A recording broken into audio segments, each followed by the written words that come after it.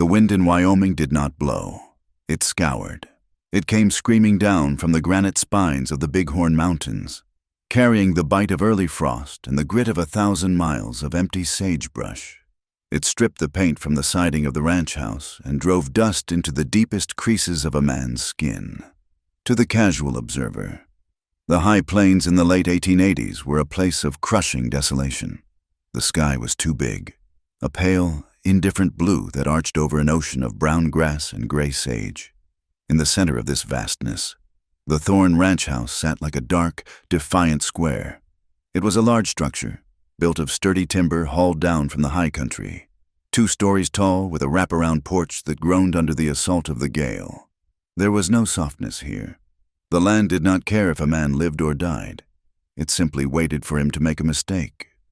Elias Thorne stood by the paddock fence, the collar of his heavy canvas coat turned up against the chill. He was a man carved from the same hard material as the landscape, in his late 30s, perhaps pushing 40. He possessed the kind of physical strength that came not from exercise, but from decades of wrestling stubborn calves and digging post holes in frozen earth. He was tall, broad-shouldered, with a face that might have been handsome if it were not so perpetually set in a grim line. The sun and wind had etched deep crow's feet around his eyes, and a thin, pale scar ran along his jawline, a souvenir from a colt that had spooked 5 years prior. He watched the cattle in the near pasture. The Herefords were restless, bunching together near the windbreak, their breath huffing out in white plumes. They knew what was coming. Elias looked toward the peaks in the west. The jagged tips were already swallowed by a bruising purple darkness. Snow was coming, earlier than usual. "Going to be a hard one, boss," a voice said. Elias didn't turn. He knew the voice belonged to Silas, his foreman, a man as old and gnarled as a piece of driftwood. "Likely," Elias replied, his voice a low rumble that barely carried over the wind. "Make sure the north gate is secured. If the drift piles up there, we'll lose the fence line." "Already done." Silas paused, spitting a stream of tobacco juice into the dust. "Are you leaving for town in the morning?" Elias tightened his grip on the rail. The rough wood bit into his leather gloves. "Yes." Silas nodded, knowing better than to ask more. Everyone on the ranch knew why Elias was going to town. The silence that followed was heavy, filled only by the lowing of the cattle and the rattle of the windmill vanes spinning violently overhead. Elias turned and walked back toward the house. His boots crunched on the gravel. The house loomed over him, impressive in its size, representing nearly 20 years of relentless labor. He had 3,000 acres, 500 head of cattle, and money in the bank in Cheyenne. He was one of the richest men in the territory, and he walked into a home that echoed with the sound of his own footsteps. He entered through the kitchen, the warmth of the cast-iron stove washing over him, smelling of wood smoke and stale coffee. He hung his hat on the peg and walked through the silent hallway to the parlor. He didn't stop there. He went out the front door and walked 100 yards up the gentle rise behind the house. There were 2 stones there, enclosed by a low iron fence. Sarah Thorne, 1852, 1881. Infant Thorne, 1881. The grass had long since grown over the mounds, knitting them back into the prairie. Elias stood there, hat in hand, ignoring the biting cold that ruffled his dark hair. 5 years. It had been 5 years since the influenza and the blizzard had conspired to take them both while he was 3 miles away, trying to save a herd of steers from a snowbank. He had saved the cattle. He had lost the world. He looked at the gray stones and felt the familiar weight settle in his chest, a mixture of grief and a suffocating sense of failure. The neighbors whispered that it was God's will. Elias knew better. It was a failure of attention. He had been so consumed with conquering the land that he had failed to protect the fragile lives within his care. "I'm doing what I have to, Sarah," he murmured to the wind. "The place, it needs holding together. It needs a future." He felt like a traitor saying it, but the pressure had become undeniable. The bankers in town, the neighboring ranchers, they all looked at him with a mixture of pity and impatience. A man with his holdings needed an heir, A ranch this size could not die with him. He had let the loneliness fester until it became a weakness, a chink in his armor that men were starting to notice. He turned away from the graves, his jaw set. He had made a decision. It was a practical decision, like buying a new bull or building a new barn. Back inside, he sat at his heavy oak desk and pulled a letter from the top drawer. The envelope was worn soft from being handled. He extracted a single sheet of paper. The handwriting was small, precise, and careful, as if the writer had been afraid of taking up too much space. Dear Mr. Thorne, I have received your inquiry through the agency. I understand the nature of the arrangement you propose. I am 24 years old, healthy, and accustomed to hard work. I have no family and no attachments to hold me in the East. I seek only a respectful home and a life away from my current difficult circumstances. I will arrive on the stagecoach on the 14th of November. Sincerely. Clara Vance. Elias ran his thumb over the signature, difficult circumstances. The agency had been vague, describing her only as a woman of modest means and good character who needed a fresh start. But Elias had lived long enough to recognize the weight behind simple words. There was desperation in the brevity of her letter. She hadn't asked about his looks, his money, or the size of the house. She had simply accepted. He folded the letter and placed it back in the drawer. He was buying a wife. The thought tasted like ash in his mouth, but he was a man who did what was necessary. Tomorrow, he will ride to Iron Creek and collect her, 300 miles to the east. The world was a blur of motion and nausea for Clara Vance. She sat squeezed into the corner of a stagecoach that smelled violently of unwashed bodies, stale tobacco smoke, and damp wool. The vehicle lurched violently as it hit a rut, throwing her shoulder against the hard wooden wall. A jolt of pain shot down her spine, but she made no sound. She had learned long ago that making a sound only drew attention, and attention was dangerous. She was thin, her charcoal gray dress hanging loosely on a frame that had seen too few meals in the last year. Her face was pale, framed by dark hair pulled back severely beneath a plain bonnet. Her hands, folded tightly in her lap, clutched a small, battered leather grip sack as if it contained the crown jewels. In reality, it held a change of undergarments, a Bible she couldn't bring herself to read, and the contract that bound her to a man she had never seen. The stagecoach rattled on, the wheels grinding against the gravel. Clara closed her eyes, trying to block out the present, but the darkness only invited the past back in. Flashbacks flickered behind her eyelids, disjointed and terrifying. The smell of cheap lavender water and gin. The cramped room with the peeling yellow wallpaper. The heavy tread of boots in the hallway. The madam's voice, sharp as a razor. You eat what I give you, and you smile when they walk in. Clara, you belong to this house until I say otherwise. She remembered the suffocating heat of the room, the rough hands of men whose faces were blurred by her own dissociation. She remembered the terror of the nights, the way she would stare at the crack in the ceiling, counting the seconds until she could be alone again to scrub her skin until it was raw. She had run. It had been a reckless, terrified flight in the middle of the night. With nothing but the clothes on her back and a stolen moment of courage, the agency had been her only way out, a door that opened into the unknown. Well, I say it is a scandal. A shrill voice cut through Clara's memory. Clara opened her eyes. Across from her sat a woman in a stiff bombazine dress, her face pinched with self-importance. She was speaking to a younger woman beside her, but her eyes kept darting toward Clara. Ordering a spouse through the post like a sack of flour. The woman sniffed, adjusting her gloves. No decent woman would lower herself to such a thing. It stands to reason they must be desperate. Either spinsters past their prime or... The woman lowered her voice to a theatrical whisper that filled the small cabin. Or fallen women looking to hide their shame. Clara felt the blood drain from her face. She stared at the dusty floorboards, her heart hammering against her ribs like a trapped bird. She felt the other passenger's eyes on her. A heavy-set man in a bowler hat smirked, his gaze sliding over her in a way that made her skin crawl. She shrank inward, hunching her shoulders. They know, she thought, panic rising in her throat. They can see the stains on me. I heard the man is Elias Thorne, the man in the bowler hat said, chuckling. Rich as Croesus, but cold as a grave. Reckon he couldn't get a local woman to put up with him? Well, the woman sniffed again. I pity the girl, whoever she is, though I suppose beggars cannot be choosers. Clara gripped the handle of her bag until her knuckles turned white.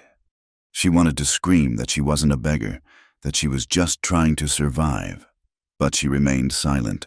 Silence was her shield. She focused on the rhythm of the wheels. Clack rattle, and prayed for the journey to end, even as she terrified herself with what waited at the destination. Iron Creek was not a town. It was a scar on the earth. The stagecoach rolled down the main street, the horses kicking up clods of half-frozen mud. The town consisted of 2 rows of false-fronted wooden buildings that looked as if a strong gust would topple them. There was a saloon, a general store, a livery stable, and a small white church with a peeling steeple. The air smelled of burning coal, horse manure, and raw pine. The driver hauled on the reins, shouting, "Whoa, Iron Creek!" The coach groaned to a halt in front of the depot.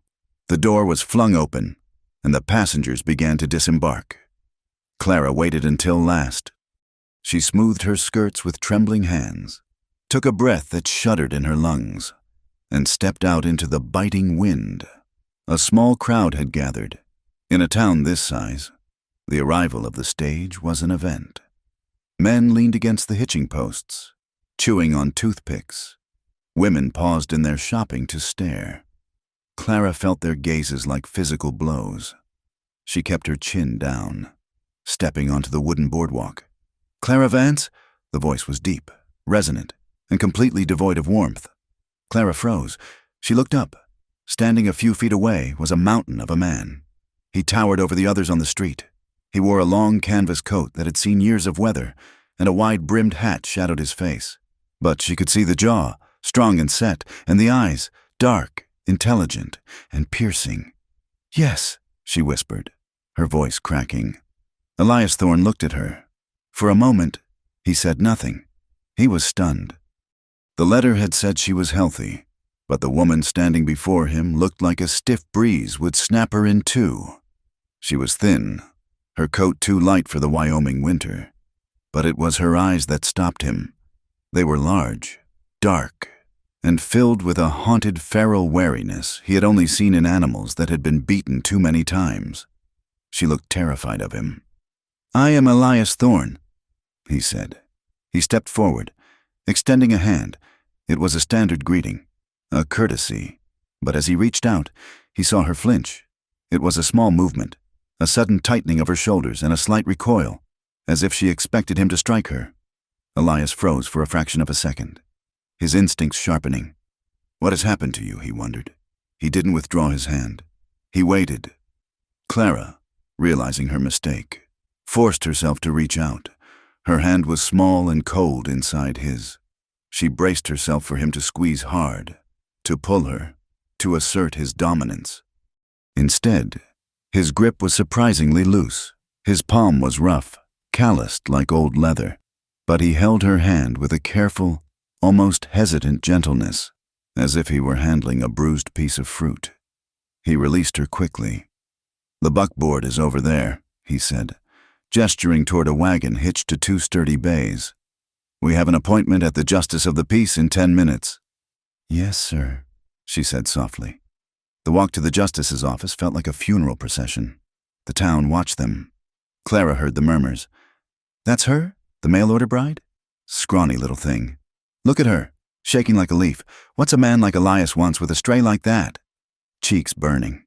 Clara kept her eyes fixed on Elias's back. He walked with a long, confident stride, seemingly immune to the whispers. But she noticed the tension in his shoulders. The ceremony was brief, bleak, and transactional.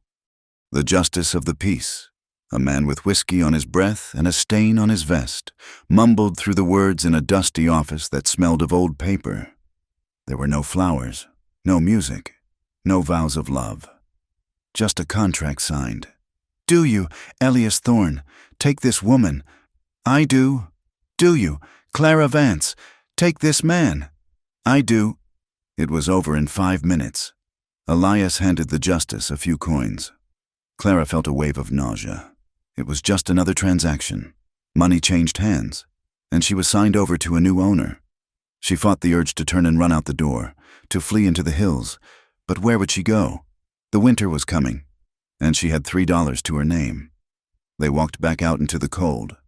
A group of men was loitering near the saloon now, emboldened by drink. "Hey, Elias," one of them shouted. "You get a receipt with that, in case she doesn't work out?" Laughter rippled through the group. Clara stopped, humiliated tears pricking her eyes. She felt naked, exposed.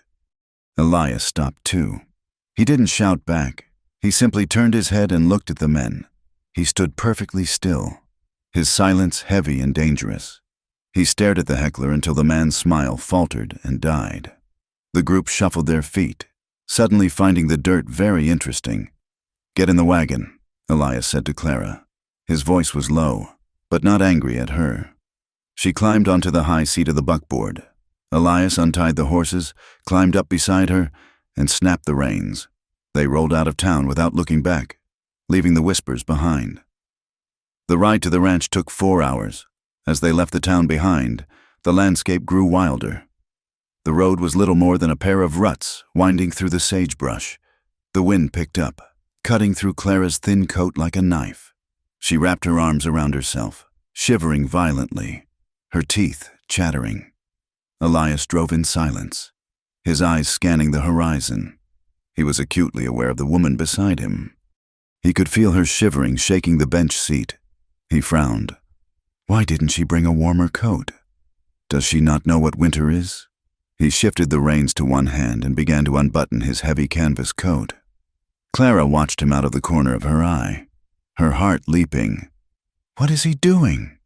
Elias shrugged the coat off his broad shoulders. Underneath, he wore a thick wool vest and a flannel shirt, but the coat was the heavy barrier against the wind. He held it out to her. Put this on, he said. Clara stared at the coat. It was enormous. Oh, no, Mr. Thorne, I couldn't. You'll be cold.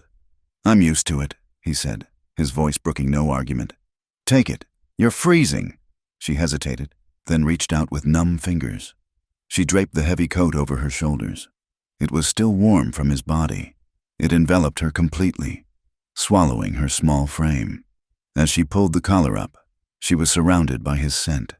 Tobacco, pine, horses, and the clean smell of rain. It was a masculine smell, one that usually triggered her panic, but combined with the overwhelming warmth, it did something else. It made her want to cry. It was the first kindness anyone had shown her in years. She huddled inside the coat, staring at his profile. He sat in his vest, the wind whipping his shirt, staring straight ahead, asking for nothing in return. Confusion swirled in her chest. Who is this man? They crested a ridge, and the ranch came into view. That is it, Elias said. Clara looked. Her breath caught. It was a kingdom. Fenced pastures stretched as far as she could see. Massive barns, corrals filled with horses, bunkhouses for the hands, and in the center, the big house. She felt a sudden, crushing sense of inadequacy. She was a girl from the gutter, a woman with a soiled past, and he was a king of this wild country. One mistake, she thought. One slip, and he will throw me out, and I will die out here.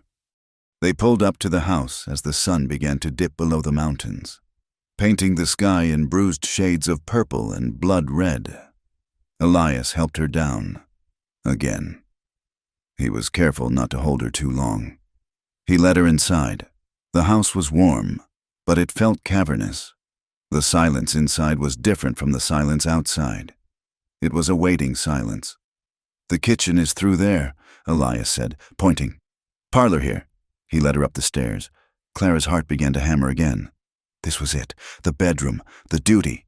He opened a door at the end of the hall. It was a simple, clean room with a brass bed, a washstand, and a window overlooking the prairie. This is your room, Elias said. Clara blinked, confused. She looked at him, then at the room, then back at him. My room? Elias cleared his throat, looking slightly uncomfortable. He took off his hat, running a hand through his hair. "I thought, given the circumstances, it would be best if we get to know one another before." He trailed off, his face darkening slightly. "You are tired. It has been a long journey. My room is down the hall on the right. You'll have your privacy here." Clara stood rooted to the spot. She had prepared herself for a demand. She had prepared herself to be used. She had not prepared herself for respect. "Thank you," she whispered. "Supper is in an hour. There's cold beef and bread in the pantry if you're hungry before then." He turned and walked away, his boots heavy on the floorboards, leaving her alone in the room that was hers. Night fell like a hammer. The wind rose to a howl, rattling the window panes. Clara lay in the brass bed, the quilt pulled up to her chin. She was exhausted, her body aching from the travel, but sleep would not come. Every sound of the house made her jump. The settling of the timber sounded like footsteps. The wind sounded like voices. And outside, the coyotes began to sing, a high, yipping chorus that sounded like manic laughter. It was a terrifying, alien sound. She thought of the lock on her door. There was no lock. Back east, a door without a lock meant danger. She lay rigid, straining her ears, waiting for the doorknob to turn, waiting for Elias to change his mind. Men always change their minds. She told herself, they give you a coat, they give you a room, and then they come to collect the debt. Down the hall. Elias lay on his back, staring at the ceiling. The house felt different with her in it. He could feel her presence like a shift in the air pressure. He thought of how small she had looked in his coat. He thought of the flinch when he tried to shake her hand. "Who hurt you, Clara?" he thought. He felt a stir of desire, unwanted and sharp. It had been so long since a woman had been in this house. He missed the softness, the scent, the companionship. But looking at her terrified eyes, he knew that any move he made now would be an act of violence in her eyes. He had to wait. He had to be quieter than the wind, steadier than the ground. Hours passed. The clock downstairs chimed 2. Clara's throat was parched. The dry western air was sucking the moisture right out of her. She needed water. She debated lying there and suffering, but the thirst was unbearable. Slowly, agonizingly, she pushed the covers back. She put on her wrapper over her nightgown and opened her door. The hinges gave a soft groan. She froze, heart pounding. Silence. She crept down the stairs, her bare feet making no sound. The kitchen was dim, lit only by the embers fading in the stove and moonlight spilling through the window. She moved to the bucket on the counter and dipped the ladle. "Couldn't sleep?" Clara gasped, spinning around, dropping the ladle. It clattered loudly into the bucket. Elias was standing in the doorway of the pantry. He was wearing his trousers and a white undershirt, his feet bare. His hair was tousled, his face shadowed. I'm sorry," Clara stammered, backing up against the counter. Water. I didn't mean to disturb you." "You didn't," Elias said. He stepped into the room. He was so big. In the small kitchen, he seemed to take up all the air. He moved closer, intending to pick up the ladle for her, but stopped when he saw her press herself back against the wood, her eyes wide and dark in the moonlight. They stood there, 5 feet apart. The silence stretched, thick and heavy. Clara looked at him, at the broad chest, the strong arms, the scar on his jaw. She felt the fear. Yes, the old conditioning that told her to run. But beneath it, she felt something else, a pull, a heat that flushed her skin. He wasn't looking at her like a predator. He was looking at her with a profound, aching loneliness that matched her own. Elias looked at her. He saw the curve of her neck, the dark hair falling over her shoulder, the pulse beating frantically at the base of her throat. He wanted to cross the distance. He wanted to wrap his arms around her and tell her she was safe. He wanted to bury his face in her hair, but he saw the tremor in her hands. He took a slow breath and stepped back. "The cup is on the shelf to your right," he said, his voice rough with sleep and suppressed emotion. "Good night, Clara." "Good night." she whispered. He turned and walked out of the kitchen, disappearing into the shadows of the hallway. Clara stood alone in the moonlight, her hand trembling as she reached for the cup, the sound of his voice still vibrating in the air around her. The first week at the Double Bar Tea Ranch was a lesson in the language of wind. It did not merely blow, it interrogated the house, searching for weakness in the timber and gaps in the mortar. For Clara, who had spent the last 5 years in the stifling, velvet-draped claustrophobia of city brothels, the sheer volume of the air here was terrifying. It tasted of sage and frozen dirt, and it seemed to strip the top layer of skin right off her face whenever she stepped onto the porch. She learned the rhythm of the house quickly because silence was her survival strategy. If she was useful, if she was quiet, perhaps she would not be sent away. She learned that the floorboard outside Elias's study groaned under the slightest weight, so she learned to step over it. She learned that the wood stove in the kitchen needed to be stoked at 4 in the morning if she wanted the coffee boiling by the time Elias came down at 5. She learned that the water in the pump froze if you did not wrap the pipe in burlap, a lesson she learned the hard way when her hand stuck to the iron handle, tearing the skin. The landscape was an indifferent beast. To the west, the mountains were a jagged line of white teeth against a steel-gray sky. To the east, the plains rolled on forever, a sea of brown grass that hid rattlesnakes and wolf packs. One afternoon, while hanging laundry on the line, the wind snatched a sheet from her hands and carried it 1/4 of a mile into the mud. When she retrieved it, her boots sank into the gumbo clay, the earth sucking at her feet with a greedy, wet sound. She fought her way back to the house, gasping, covered in muck, terrified by how easily the land could swallow a person whole. Elias was a ghost in his own home. He was gone before the sun cleared the horizon and returned only when the shadows stretched long and thin across the yard. He ate the meals she prepared, stews thickened with flour, biscuits that were improving but still too dense, with a quiet, methodical, polite manner. He never complained, but he never praised either. He simply fueled his body for the next day's labor. The isolation was absolute, save for the ranch hands. There were 6 of them who lived in the bunkhouse, rough men with faces like tanned leather. Silas, the foreman, was the only one who spoke to her with anything resembling kindness, though it was a gruff, dry sort of courtesy. "Wind's shifting, ma'am," Silas told her one morning as she scattered corn for the chickens. "Best get the woodbox full. A storm coming down from the bighorns. Thank you, Mr. Silas," she said, keeping her eyes on the ground. The other hands were less kind. They watched her. She could feel their eyes on her back as she crossed the yard, a sensation that made her skin crawl with the phantom memory of other men. Other eyes. She knew what they saw. A woman bought and paid for. A woman with no people. A woman who flinched too easily. One afternoon, a younger hand named Grady, a man with a face full of pimples and a mouth that hung loose at the corners, was mending a bridle near the kitchen door. Clara was shaking out a rug on the porch. "Mighty fine view," Grady drawled, his eyes not on the horizon but on the curve of her hip. He spat a stream of tobacco juice near the step. "Reckon the boss got his money's worth, though I hear city goods get worn out fast. A little loose in the hinges, ain't ya?" Clara froze. The insult was familiar. She had heard far worse.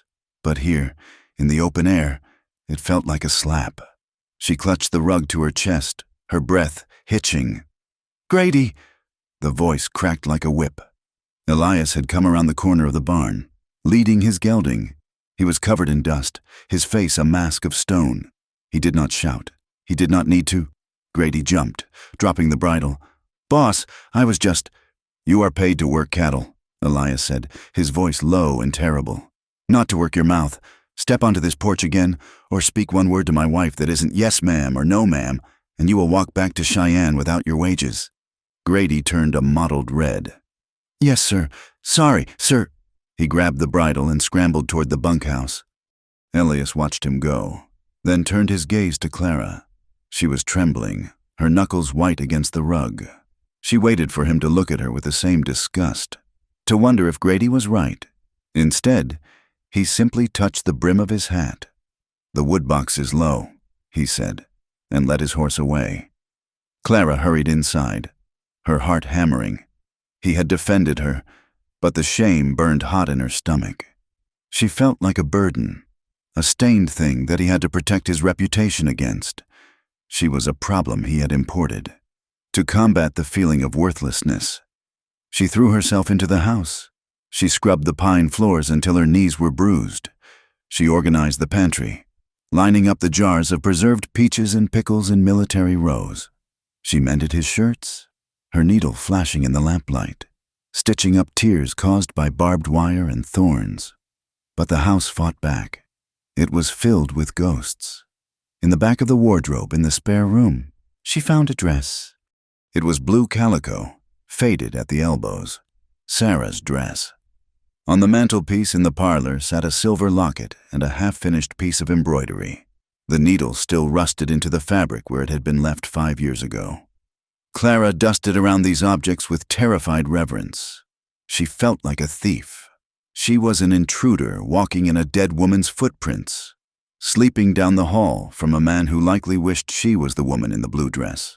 She began to fear she was not a wife, but a poor, pale replacement, a warm body to fill a cold space. Yet, the work grounded her.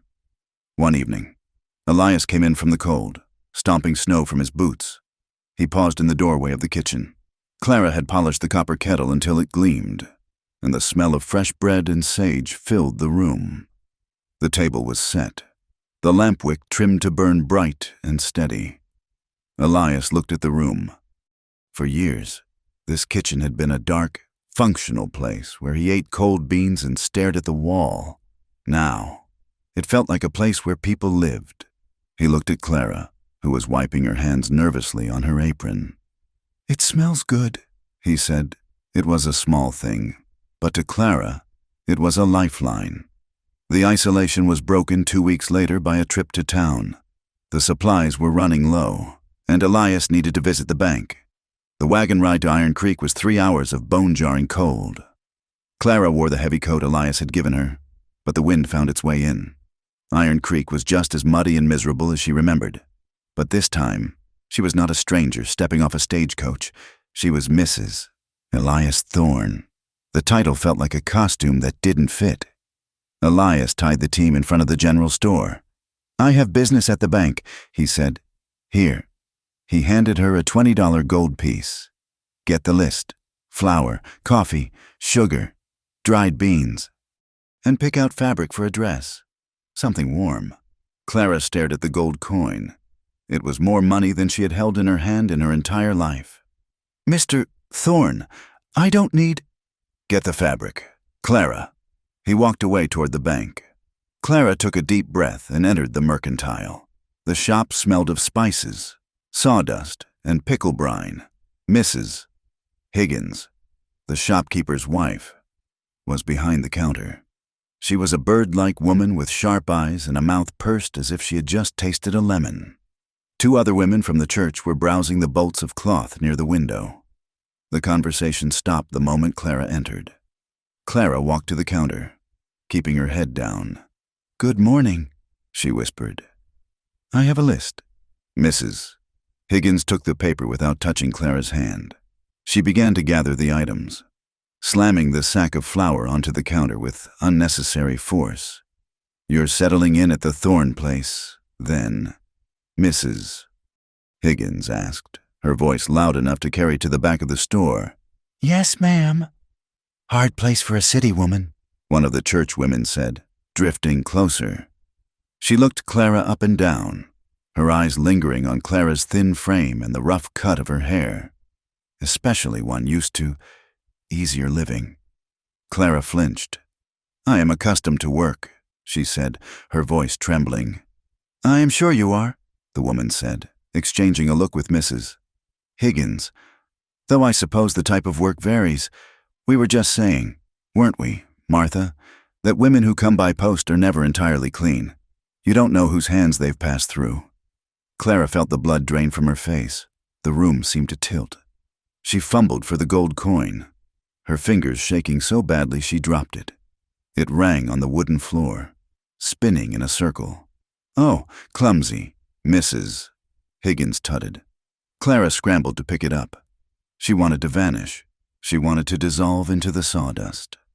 She paid for the goods, her face burning with a shame so hot it made her eyes water. She grabbed the heavy sack of flour, forgetting the fabric, and practically ran out of the store.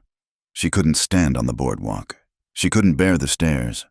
She climbed into the wagon bed and sat among the empty crates, pulling the collar of the coat up to hide her face, fighting back tears. 10 minutes later, the wagon dipped as Elias climbed onto the seat. He didn't start the horses immediately. He twisted around and looked at her. He saw the way she was curled in on herself, the red rims of her eyes. He looked at the sack of flour, then at the shop window where Mrs. Higgins was peering out. Elias's jaw tightened until a muscle leaped in his cheek. He didn't ask what happened. He knew this town. He knew its smallness. He climbed down. "Stay here," he said. He walked into the store. Through the glass, Clara watched him. He did not shout. He walked to the counter and spoke to Mrs. Higgins. He pointed a gloved finger at the counter, then at the door. "Mrs." Higgins went pale. He then turned to the church women, tipped his hat with an icy, terrifying slowness, and walked out. He returned to the wagon carrying a bolt of thick, dark blue wool and a small bag of peppermint sticks. He placed them gently beside her. "You forgot the fabric," he said. He climbed up and took the reins. As they drove down the main street, a man called out, "Morning, Elias. That's the new bride?" Elias pulled the team to a halt. He looked at the man, then gestured to Clara. "This is my wife, Mrs. Thorne. You will address her as such." He snapped the reins, and they rolled out of town. He didn't speak of it again, but for the rest of the ride. Clara kept her hand resting on the bolt of blue wool, feeling the vibration of the wheels through the seat, wondering why a man so hard would fight for a woman so ruined. The evenings were the quietest times, and the most dangerous. After supper, the darkness pressed against the windows, turning the ranch house into a lit island in a black ocean. They sat in the kitchen or the parlor. Elias repaired harness leather or read agricultural journals. Clara mended or read from the small collection of books on the shelf. Conversation was a slow, halting thing. "The cattle are moving to the south pasture tomorrow," Elias would say. "Will you be gone all day?" Clara would ask, not looking up from her sewing. "Likely. The snow is drifting deep in the coulees. I will have a stew ready." That would be good. It was sparse, but slowly, tiny roots began to take hold. One night, he saw her reading a battered copy of Ivanhoe. "You like stories?" he asked. "Yes," she said, looking up, surprised. Books were hard to come by, but I like to read about places that are different from where I was. My wife—" Elias stopped, the word hanging in the air. He cleared his throat. "Sarah liked poetry. I never had the head for it. I understand land, soil, things you can hold." "Land is a story too," Clara said softly. "It changes every day." Elias looked at her, struck by the observation. "Yes," he said. "I suppose it is." The distance between them shrank, inch by inch, until the night of the knife. Clara was chopping turnips for the evening meal. Her mind was wandering, thinking about the blue wool and the dress she was making. The knife slipped. It was a sharp, sudden bite. She gasped, dropping the knife. Blood welled up on her thumb, bright and fast, dripping onto the cutting board. "Clara?" Elias was across the room in 2 strides. He didn't hesitate. He reached out and took her hand. Clara's instinct triggered instantly. A man moving fast meant violence. A man grabbing her hand meant pain. She flinched violently, trying to yank her hand away, her breath catching in a terrified wheeze. "No, Hold still," Elias murmured. His voice wasn't angry. It was a low rumble of concern. He didn't tighten his grip when she pulled. He held her firm but gentle, stabilizing her. He examined the cut. "It's deep. Wait." He grabbed a clean cloth from the drawer and a bottle of witch hazel. He poured the liquid over the cut. It stung, and she hissed, but he was already wrapping the cloth around her thumb. His movements were incredibly precise for a man with hands that size. He tied the strip of linen, then held her hand for a moment longer than necessary, his thumb brushing over her knuckles. The heat of his skin seeped into hers. He was standing so close she could smell the soap he used and the scent of the cold air clinging to his shirt. He looked down at her, his dark eyes searching her face. There was a softness there, a flicker of that same hunger she had seen on the first night, but tempered with a profound tenderness. For a second, the old terror warred with a new, confusing ache. Her chest tightened. She wanted to lean into him. She wanted to rest her head against that solid wall of a chest. But the memory of other hands, greedy, cruel hands, flashed in her mind. Panic spiked. She pulled her hand away abruptly, stepping back until she hit the edge of the stove. Thank you. It's fine. I can finish. Elias's hand remained in the air for a second, empty. The hurt in his eyes was quick, instantly masked by his usual stoicism. Be careful, he said quietly. He turned and walked out of the kitchen. Clara stood there, clutching her throbbing thumb, listening to the wind, hating her own fear. November turned vicious. A cold snap dropped from the north, turning the air into ice. The thermometer on the porch plunged to 20 below zero. The wind howled like a wounded animal, shaking the house to its foundations. Just after sunset, Silas banged on the back door. He came in with a gust of snow, his mustache frosted white. Stovepipe in the bunkhouse cracked. "Boss," Silas said, shivering. "Smoke everywhere. Can't stay in there tonight. We'll freeze or suffocate." Elias nodded grimly. "Bring them in. They can bed down in the parlor and the kitchen floor. Keep the fire high." Clara felt a knot of anxiety tighten in her stomach. 6 rough men sleeping in the house. The sanctuary was breached. The hands trooped in, smelling of wet wool and unwashed bodies. They were grateful, murmuring thanks, but their presence filled the house with a heavy, masculine energy that set Clara's nerves on edge. They unrolled bedrolls near the stove. Elias found Clara in the hallway. She was hugging her arms, looking at the closed door of her bedroom. "It's going to be the coldest night of the year," Elias said. "Your room, it faces north. The window frame has a gap. It will be freezing there tonight." Clara nodded. "I have extra blankets." "It won't be enough," Elias said. He hesitated, looking uncomfortable. "My room has a brick chimney running through it. It stays warm, and the door has a heavy bolt." Clara looked at him, her eyes widening. "You take the bed," Elias said quickly, raising a hand. "I will take the armchair by the fire. I will not touch you. Clara, you have my word. But I won't have you freezing to death in that guest room. And I won't have you sleeping out here with your hands." He was offering her his protection and his warmth. She looked at the parlor where Grady was laughing loudly at something Silas said. Then she looked at Elias. "Okay," she whispered. The master bedroom was a large, sparse room. A massive 4-poster bed dominated the space. A fire crackled in the small hearth. It was undeniably warmer here. Elias was true to his word. He set up the heavy leather armchair near the fire, facing away from the bed. He gave her the privacy to change behind a screen. Clara climbed into the high bed. The sheets were cold at first, but the heavy quilt soon trapped her heat. She lay on the very edge of the mattress, rigid as a board. Across the room, Elias sat in the chair, a blanket over his legs, staring into the flames. The silence was thick. Clara could hear his breathing. She could feel his presence like a gravitational pull. It was intimate in a way that terrified her, not the forced intimacy of the brothel, but the chosen intimacy of marriage. She closed her eyes, trying to sleep, but her mind was a whirl of fear and the confusing memory of his hand on hers in the kitchen. Eventually, exhaustion won. She drifted into a restless, shallow sleep. The nightmare came quickly. She was back in the room with the yellow wallpaper. The door handle turned. It wasn't Elias. It was a faceless shadow, smelling of gin and decay. A hand grabbed her ankle. "You're mine," the voice hissed.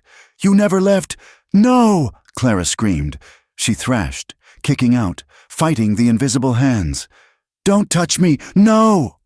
She woke to the sensation of someone gripping her shoulders.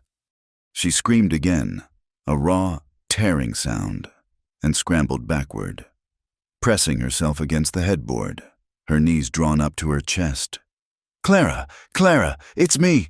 It's Elias! The room was dark, save for the dying embers of the fire.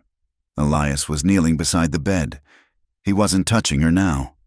He held his hands up, palms open, showing he was unarmed, showing he was safe. His face was etched with alarm. "You were dreaming," he said softly. "You're safe. You're at the ranch." Clara was gasping for air, her chest heaving. Tears streamed down her face. The terror was slowly receding, replaced by the crushing reality of where she was. She saw Elias, his hair messier than she had ever seen it, his eyes wide with concern. She covered her face with her hands and began to sob. It was a desolate, broken sound. "I'm sorry," she choked out. "I'm so sorry. I'm disgusted. I'm sorry." "Clara," Elias said. His voice was firm. "Look at me." She shook her head. "You don't know. You don't know what I am." "Tell me," he said. It wasn't a command. It was an invitation to lay the burden down. Clara lowered her hands. She looked at the man who had given her a coat, who had defended her in town, who sat in a chair so she could have a bed. "I didn't just have a hard life," she whispered, her voice trembling. I worked in a house, back east, a house where men visited and paid." She couldn't say the word whore. It would kill her to say it in front of him. She squeezed her eyes shut, bracing herself. She expected the silence to turn cold. She expected him to tell her to get out, storm or no storm. She expected the disgust that misses. Higgins had shown. Silence stretched. "Did you choose it?" Elias asked. His voice was strange, tight, strained. "No," Clara sobbed. "I was 16. My father died. The debts. They took me. The madam took me. I couldn't get away. I tried. They hurt me. I finally ran away the day I wrote to the agency." She waited for the judgment. "God damn them." The words were a low growl. Clara opened her eyes. Elias wasn't looking at her with disgust. He was looking at the wall, his hands clenched into fists on the quilt, his knuckles white. The veins in his neck stood out. He looked furious. "Elias?" she whispered, terrified. He turned his eyes to her. The rage was there, hot and bright. But it wasn't directed at her. It was a protective, destroying fire. "They hurt you," he said, his voice shaking with the force of his anger. "You were a child, and they used you like livestock." He reached out, then stopped himself, remembering his promise, but he leaned closer, his eyes boring into hers.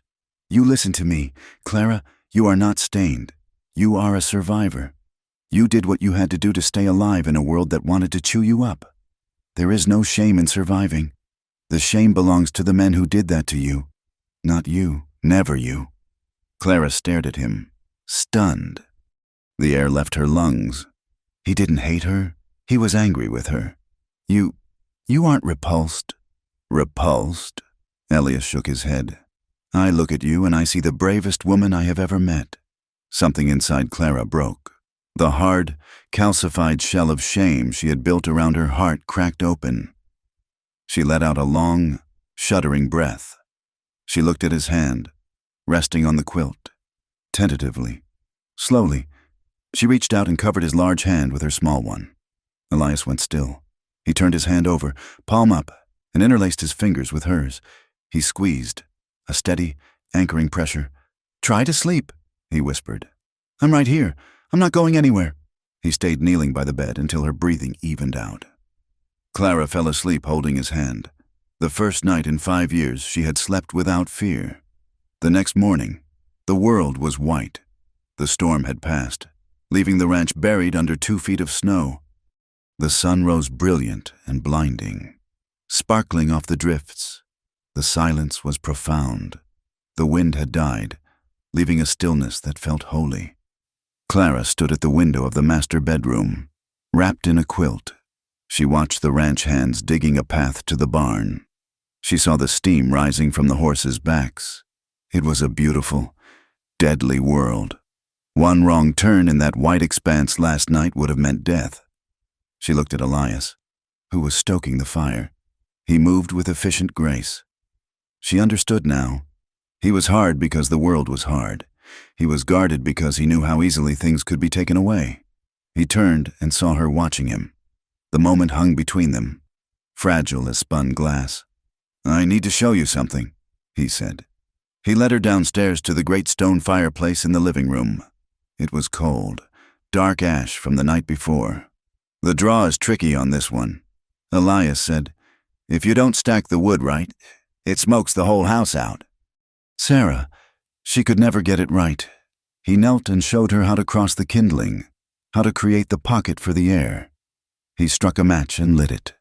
The fire caught, roaring up the chimney, casting a warm, golden glow across the room.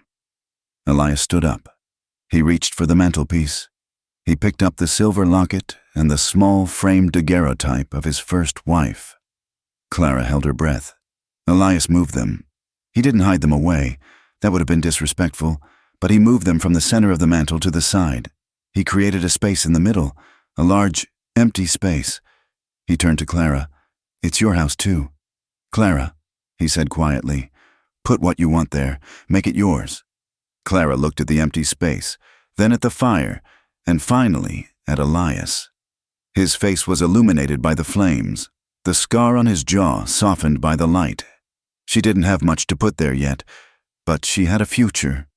"Thank you," she whispered. They stood together in the warmth of the fire.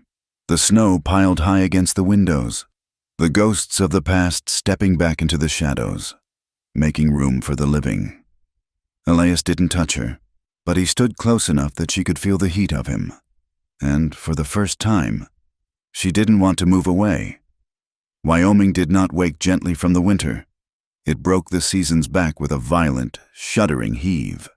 The silence of the snow-packed months was replaced by a cacophony of dripping, rushing, and roaring water. The drifts that had buried the fence lines for months collapsed into heavy, gray slush, and the ground beneath turned into gumbo, a thick, adhesive mud that could suck the boot right off a man's foot or mire a wagon wheel to the hub in seconds. The creeks, which had been frozen ribbons of silence, swelled into brown torrents that tore at the banks and carried away deadfall timber. For Elias, the spring thaw meant a shift from the waiting game of winter to a frantic, muddy war of attrition. The cattle were weak from the long cold, and the calves were dropping into the wet slush. He spent his days in the saddle, covered in mud from brim to spur, pulling bog-mired heifers from the muck and checking the integrity of the river crossings. Yet, amidst the brutality of the melt, the land was waking up. Green shoots of buffalo grass pushed through the rot of last year's vegetation. The air lost its metallic bite and carried the scent of wet earth and pine sap. Clara, too, seemed to be thawing. The terror that had defined her first months at the ranch had settled into a watchful caution. She no longer jumped when the floorboards settled. She had learned the rhythm of the house and the demands of the land. She took over the care of the chickens, a task that required her to go out into the yard twice a day. One morning in late April, Elias paused by the corral fence to catch his breath. He watched Clara crossing the yard. She was wearing the heavy rubber boots he had bought her, her skirts hitched up to keep them out of the mud, carrying a basket of eggs. The wind was blowing hard from the west, whipping strands of dark hair across her face.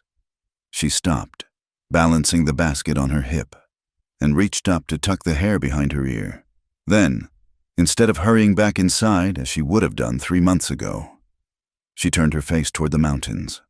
She closed her eyes, letting the wind scour her skin, taking a deep breath of the open air. Elias felt a tightness in his chest that had nothing to do with the labor of the day. She looked stronger. The hollows in her cheeks had filled in slightly, and the hunted look in her eyes was less constant. She looked less like a captive and more like a woman beginning to understand that the horizon was not a wall, but a doorway. He gripped the rough wood of the fence rail.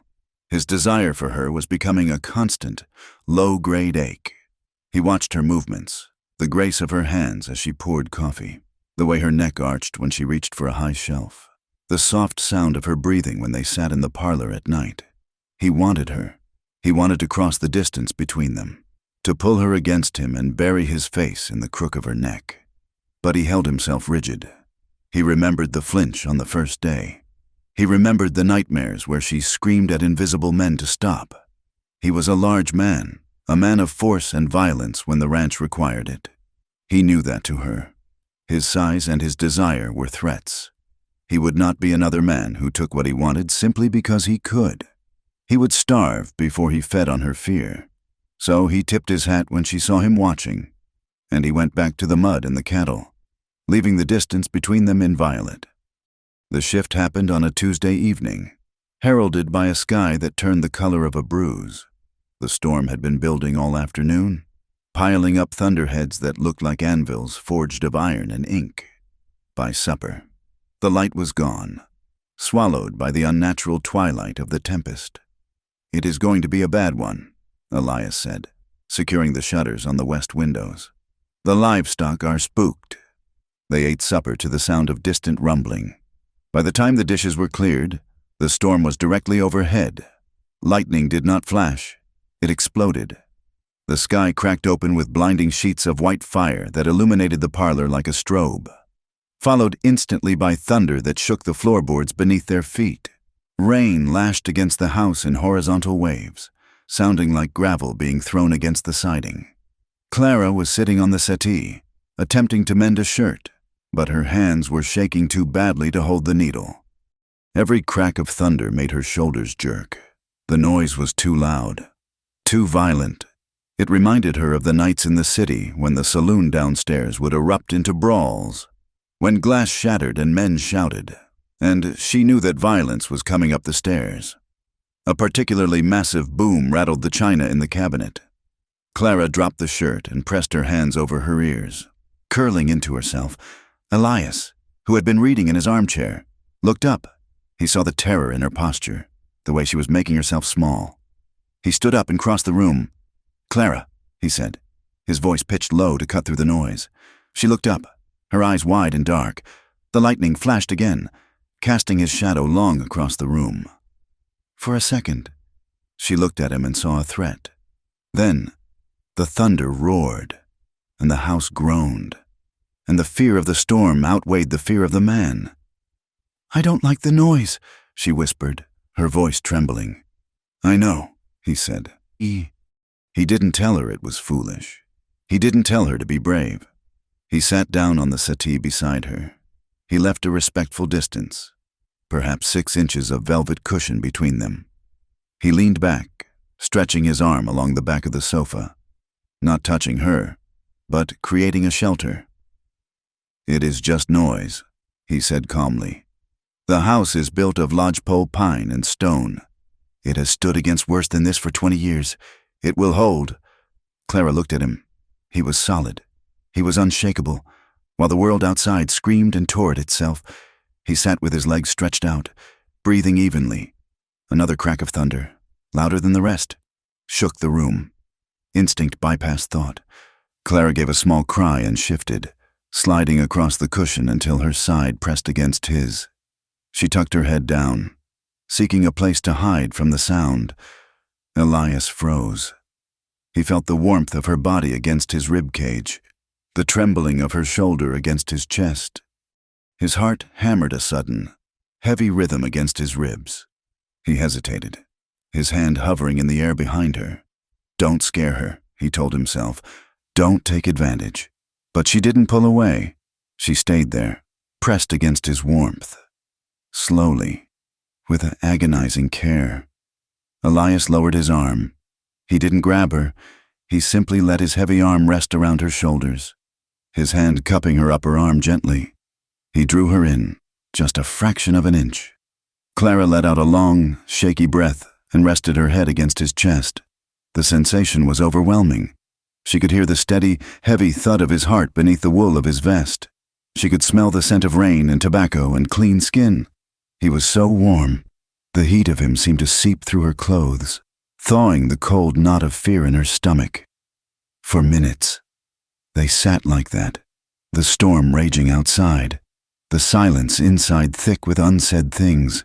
The rise and fall of his chest was a lullaby. I am not good at this," Clara whispered into his shirt. Elias shifted slightly, looking down at the top of her head. "Good at what?" "Being a wife," she said. She pulled back slightly so she could look at his face. Her eyes were searching, vulnerable. "I don't know how to be a wife without being a thing. I wait for you to tell me what to do. I wait for you to be angry. I don't know how to just be—" Elias looked at her, his dark eyes soft in the lamplight. "I did not buy a thing. Clara, I do not want a servant who jumps when I speak, and I do not want a doll to sit on the shelf." "Then what do you want?" she asked, her voice barely audible above the rain. Elias's hand on her arm tightened, just slightly. His voice roughened, the gravel of deep emotion scraping through it. "I want a partner," he said. "I want someone to stand beside me when the wind blows. I want someone who chooses to be here, not someone who is forced." He paused, his gaze dropping to her lips, then back to her eyes. "I have been alone in this house for 5 years. Clara," the silence was loud enough to deafen a man. I want to know that when I walk into a room, I am welcome there." The raw honesty of his words hit her harder than the thunder. He wasn't asking for her body. He was asking for her presence. He was asking to be seen, just as she was. The desire that sparked in her then was not the twisted, sick feeling she remembered from the brothel. It was a sharp, terrified, beautiful longing. She wanted to taste that honesty. She didn't move away. She tilted her chin up. Elias went still. He read the invitation, but he moved with the caution of a man defusing a bomb. He lowered his head slowly, giving her 1,000 chances to turn away, to stop him. He brushed his lips against hers. It was a ghost of a kiss, dry, warm, and incredibly gentle. Clara's body reacted with an old script, her muscles locked. Her breath hitched in her throat. For a split second, the memory of smoke and stale whiskey overlaid the present. She froze. Elias felt the tension instantly. He pulled back immediately, putting inches between them. "I am sorry," he said quickly, his voice rough with regret. "I should not have. I won't do it again. I apologize." He started to move his arm, to retreat to his side of the settee. Clara looked at him. She saw the shame in his eyes. He thought he had become the monster she feared. He was retreating because he respected her fear more than his own want. The contrast shattered her. The men before had never stopped. They had never apologized. They had never cared if she froze. "No," she thought fiercely. "Not this time. I am not there anymore."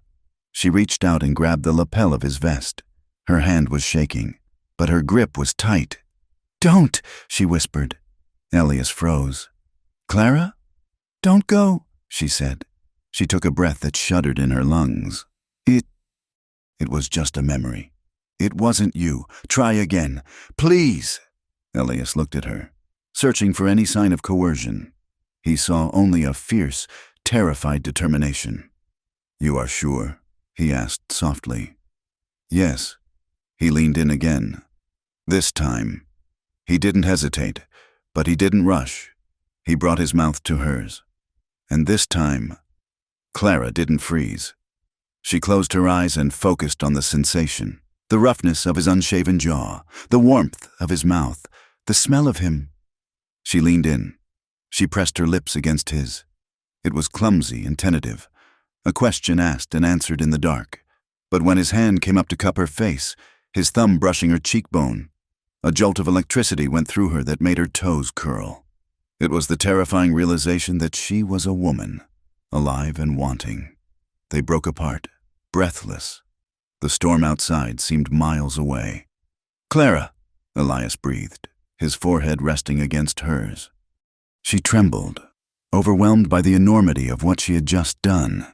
She had chosen him. The morning light was gray and wet, and with it came the cold wash of reality. Clara woke in her own bed.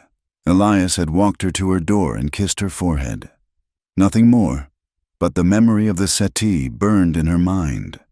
As she dressed, The old voices crept back in, slithering out of the corners of her memory. "You liked it?" the madam's voice sneered in her head. "That is what you are, isn't it? You act the lady, but you are just a whore who found a softer bed." She felt a wave of crushing shame. She had thrown herself at him. She had begged him to kiss her. She felt exposed, cheap. When she went down to the kitchen, she couldn't meet Elias's eyes. "Coffee is ready," she said, her voice brisk and distant. She busied herself at the stove, keeping her back to him. Elias, who had been sitting at the table hoping for a smile, felt the distance like a physical blow. He watched her stiff posture. He thought he had pushed too far. He thought he had terrified her after all. And now she was retreating behind her walls. "Clara," he started. "The mud is deep today," she interrupted, cutting him off. "You will need a hot lunch. I will pack it." She didn't turn around. Elias closed his mouth. He drank his coffee in silence, the warmth of the previous night freezing over, leaving them both confused and aching. 500 miles to the east, in a town that smelled of coal smoke and desperation, a man named Victor sat in a private booth at the back of a saloon. Victor was a man who looked like he was made of soft dough, but his eyes were hard, shiny beads of black glass. He was dressed in a suit that was too expensive for the establishment, wearing a diamond ring on his pinky finger. He was reading a ledger. "You are sure?" he asked, not looking up. Across the table sat a man with a face like a hatchet, sharp, scarred, and unpleasant. His name was Slade. "Yeah, I'm sure," Slade said, swirling the whiskey in his glass. "Girl matching her description, dark hair, thin, nervous, jumped a train to Omaha, then took the stage west. Agency records say a Clara Vance was sent to a rancher in Wyoming, Iron Creek." Victor closed the ledger with a soft thump. He didn't look angry. He looked like an accountant who had found a discrepancy. "Clara Vance," Victor mused. "She thinks a name change wipes the slate clean. She owes you, boss." "She is an investment," Victor said coldly. "She left with debts unpaid, and she breached a contract. It sets a bad precedent for the other girls. If one runs and gets away with it, they all get ideas." He took a sip of his drink. "Saddle up, Slade, and bring Miller. We are going to Wyoming. That's a long ride for one girl." Slade grunted. "It is not about the girl," Victor said, his eyes dead and flat. "It is about the principle of ownership. No one steals from me. Not even the property itself." The news arrived at the Double Bar Tea 3 days later, carried by a cattle buyer named Henderson, who was passing through on his way to Montana. Elias invited him in for coffee. They stood on the porch, watching the drizzle fall on the muddy yard. Clara was inside, kneading dough, but the window was open. "Strange thing," Henderson said, blowing on his steaming mug. "Ran into a fellow a few towns back. Asked if I'd seen a woman. Said he was looking for a runaway sister or cousin. Something like that." Elias frowned. "Lots of people are looking for people out here. Yeah, but this fella, he wasn't right. Slick. Had a couple of hard cases with him.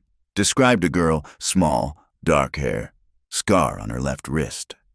Inside the kitchen, Clara dropped the ball of dough. It hit the floured board with a dull thud. She stared at her left wrist. There, faint white lines crisscrossed the skin, marks from where she had struggled against a restraint years ago. She couldn't breathe. The walls of the kitchen seemed to close in. "He found me." Elias heard the sound inside. He looked through the window and saw Clara gripping the edge of the table, her face the color of ash. He thanked Henderson and sent him on his way. Then he walked into the kitchen. "Clara?" She turned to him. The distance of the last few days vanished, replaced by sheer, unadulterated terror. "It's him," she whispered. Elias closed the door.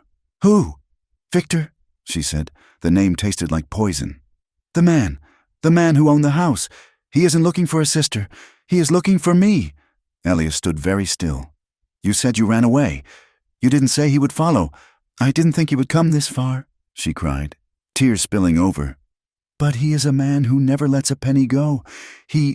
Elias, I didn't just work there. I was..." I was bound. My father sold my debt to him. In his eyes, I am not a person.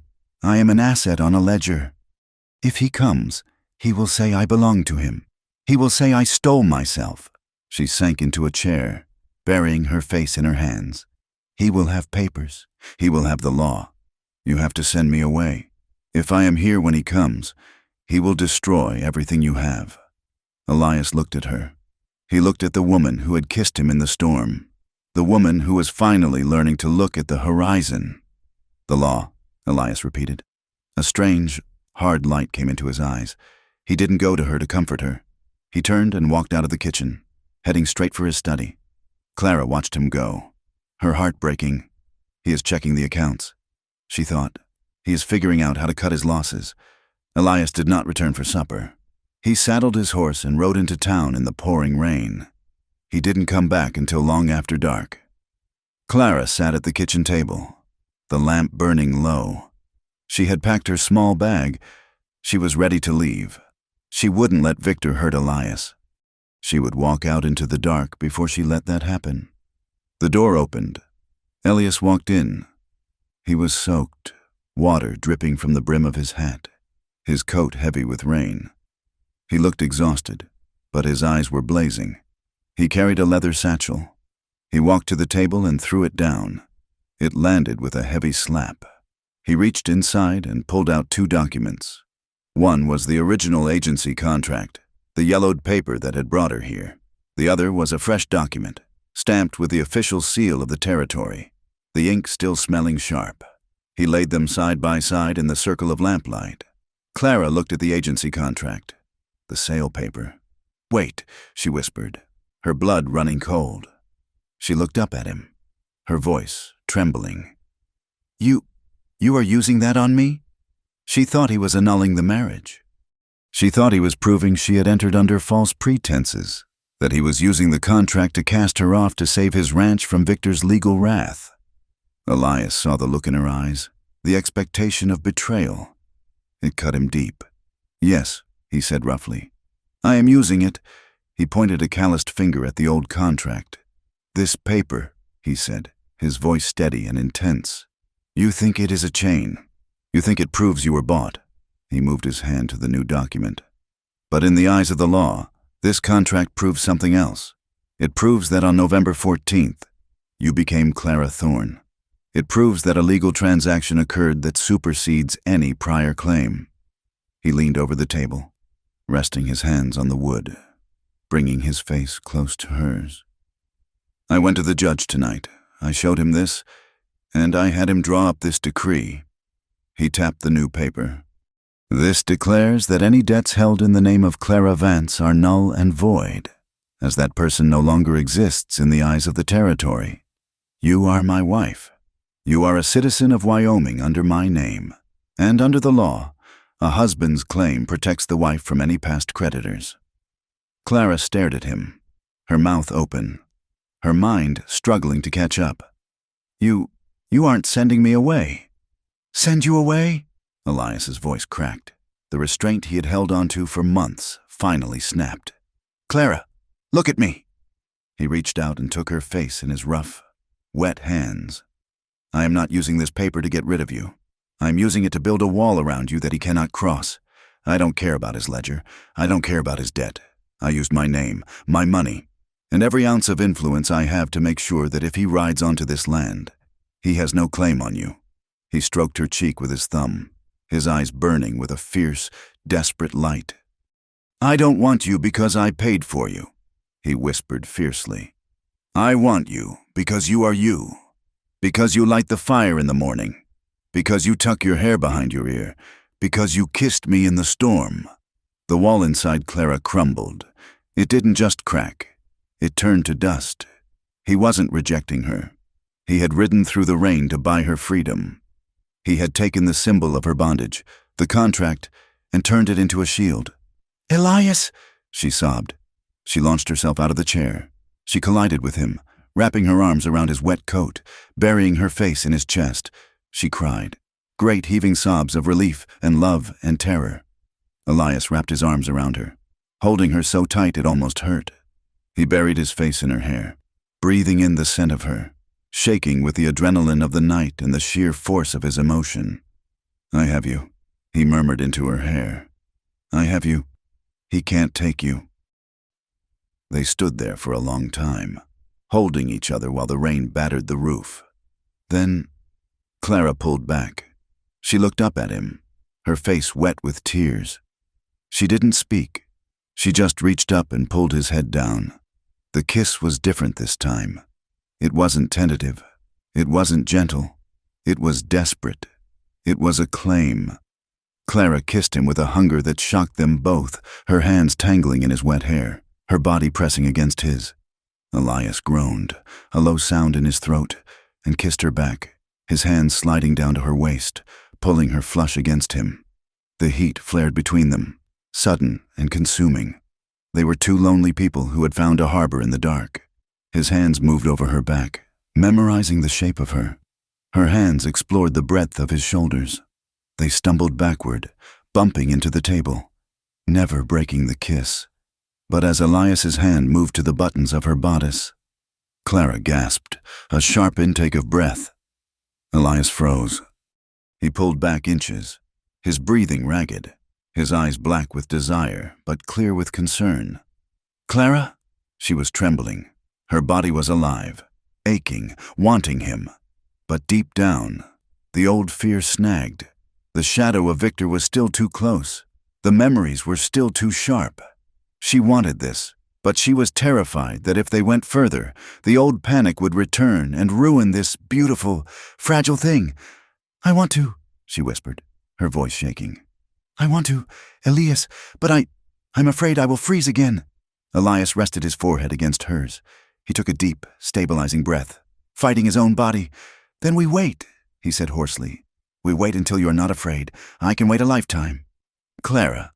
He kissed her again, softly this time, a promise sealed on her lips. "But you stay with me tonight," she begged. "Just hold me."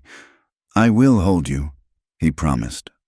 That night, the wind howled around the ranch house, carrying the scent of ozone and wet sage. Inside, Elias and Clara lay in the dark, fully clothed, limbs tangled together. They did not sleep. They lay listening to the storm, holding on to each other with desperation. They had won a legal victory. They had found a language of touch. But as the lightning flashed, illuminating the room in stark relief, they both knew the truth. Papers were just paper. The law was a distant idea. But Victor was a man on a horse, and he was riding closer with every hour that passed, coming to test whether the bond forged in this lonely ranch house was strong enough to survive the violence of the world. By June, the high plains had shed the last memory of winter and clothed themselves in a deceptive, vibrant green. The sagebrush bloomed, filling the air with a pungent, spicy scent that clung to everything. But beneath the verdant surface, the heat was already building, baking the mud into iron-hard ruts and raising dust devils that danced like restless spirits along the horizon. The air at the double-barred T was charged. The cattle were restless, swatting at the first waves of summer flies, and the ranch hands moved with a wary tension, checking their sidearms more often than they checked the fences. Trouble had arrived in Iron Creek, and it wore a silk vest. Word traveled fast in cattle country. It rode on the back of the wind and settled in the saloons and general stores. A stranger had come to town.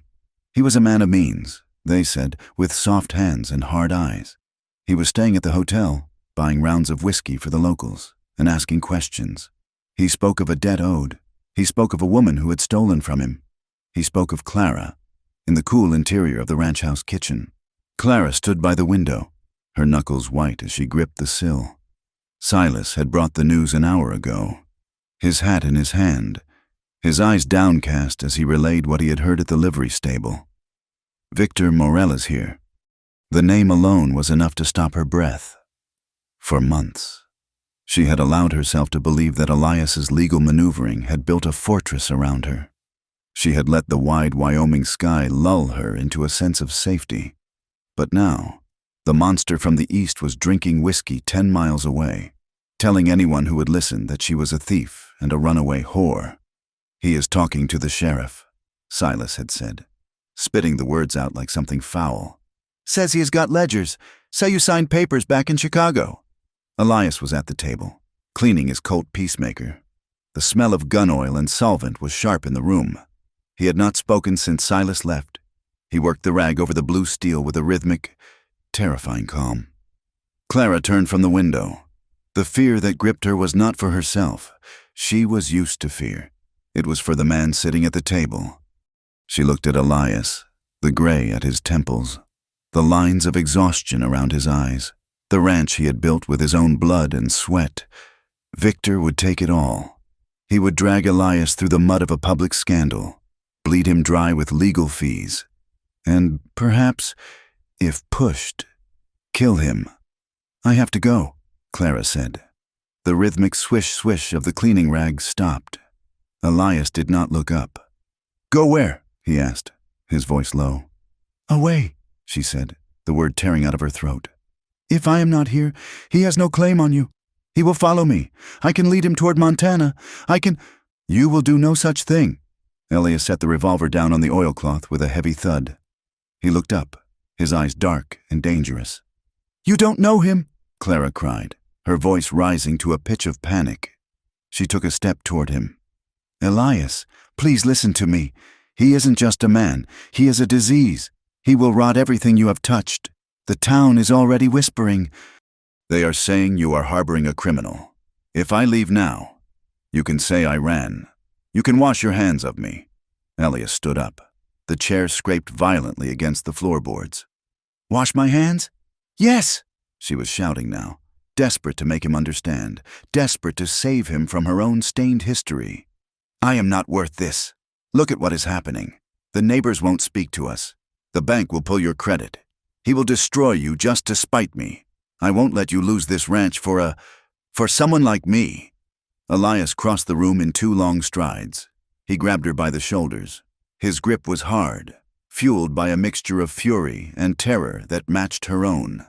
"Stop it," he roared. It was the first time he had ever raised his voice to her. "Stop calling yourself that. Stop acting as if you are something I bought that can be returned." "I am trying to save you," she screamed back, tears streaming down her face. "Why won't you let me save you?" "Because you are my wife." Elias shook her, just once, a desperate rattle to break her panic. "I don't care about the bank. I don't care about the town. I chose you. Do you understand? I am not a martyr. Clara, I am a selfish man. I want you here, and I will burn this whole territory to the ground before I let him put a hand on you again." The silence that followed was deafening. They stood chests heaving, faces inches apart. The air between them crackled with the electricity of the argument, the raw, naked fear of loss. Clara looked into his eyes and saw the truth of it. He wasn't protecting his reputation. He was protecting his heart. The anger drained out of her, leaving her knees weak. She slumped, and his grip on her shoulders instantly shifted from restraint to support. He pulled her against him, his arms wrapping around her back like iron bands. "Don't you ever try to leave me," he whispered into her hair, his voice breaking. "Don't you dare." The proximity, the adrenaline, the sheer force of his claim ignited something in the room. It was a spark landing in dry tinder. Clara looked up at him. Her fear of Victor collided with a desperate, overwhelming need to verify that she was here, that she was real, that she was his. She didn't want to be safe. She wanted to be consumed. She reached up and pulled his face down to hers. The kiss was not gentle. It was a collision. It tasted of salt and desperation. Elias groaned, a low, guttural sound, and swept her up into his arms. He carried her out of the kitchen, down the hall, and kicked the door of the bedroom shut behind them. He set her down by the side of the bed. The afternoon light filtered through the curtains, painting the room in stripes of gold and shadow. They were breathing hard, hands fumbling with buttons and ties. Elias paused. His hands were on the waist of her dress. He looked at her, his eyes searching her face, terrified that the spell would break, that her trauma would rear its head and shatter them both. "Clara," he rasped, "tell me to stop. If you want to stop, tell me now." Clara looked at him. Her heart was hammering against her ribs like a trapped bird. The old memories were there, prowling at the edges of her mind, the feeling of being trapped, the feeling of being used. But this was Elias. This was the man who had slept in a chair to keep her warm. This was the man who had just shouted that he would burn the world for her. She placed her hands over his. She felt the calluses, the roughness of the work that defined his life. "Don't stop," she whispered. "Make me yours. Please. I want to be yours." It was a reclaiming. As they moved onto the bed, Clara fought a war within herself. Every time panic flared, every time a touch felt too familiar to her past. She looked at Elias's face, at the adoration and the restraint in his eyes, and she pushed the ghosts back. She tested her power. "Wait," she breathed at one point, her voice trembling. Elias froze instantly. He didn't move a muscle. He waited, his weight supported on his elbows, watching her with intense concern. He gave her total control. Seeing him halt, seeing that she commanded her own body, broke the last chain. "It is okay," she said, tears slipping from the corners of her eyes. It is okay. The consummation of their marriage was not the smooth romance of a storybook. It was messy and tearful and fierce. Clara wept halfway through, overwhelmed by a release of grief she hadn't known she was holding. Grief for the girl she had been. Grief for the violence she had endured. Elias held her through it, stroking her hair, murmuring soft, nonsensical reassurances until the sobbing subsided and turned into a different kind of heat. When it was over, they lay tangled together in the sheets, the room cooling as the sun dipped below the horizon. It was the first time Clara had ever laid with a man and felt not empty, but full. She felt sacred. The next morning, the ranch was quiet, but the silence had changed. It was no longer the silence of strangers sharing a space. It was the companionable silence of a shared secret. They moved through the morning chores with a new awareness of each other. When Elias passed her the coffee pot, his fingers grazed her wrist, and Clara felt the touch echo all the way to her toes. When she walked past him to get the butter, his hand settled briefly, possessively, on the small of her back. They were solid. They were a fortress of two. But the siege was beginning. At 10 o'clock, Elias rode into town. He had to face it. He could not hide at the ranch while Victor poisoned the well. Iron Creek was bustling with mid-morning commerce, but the activity seemed to stall as Elias rode down the main street. Men stopped talking mid-sentence. Eyes followed him. He tied his horse to the hitching rail in front of the general store and turned to walk toward the lawyer's office. "Mr. Thorne." The voice was smooth, cultured, and oily. Elias stopped. He turned slowly. Victor Morel stood on the boardwalk outside the saloon.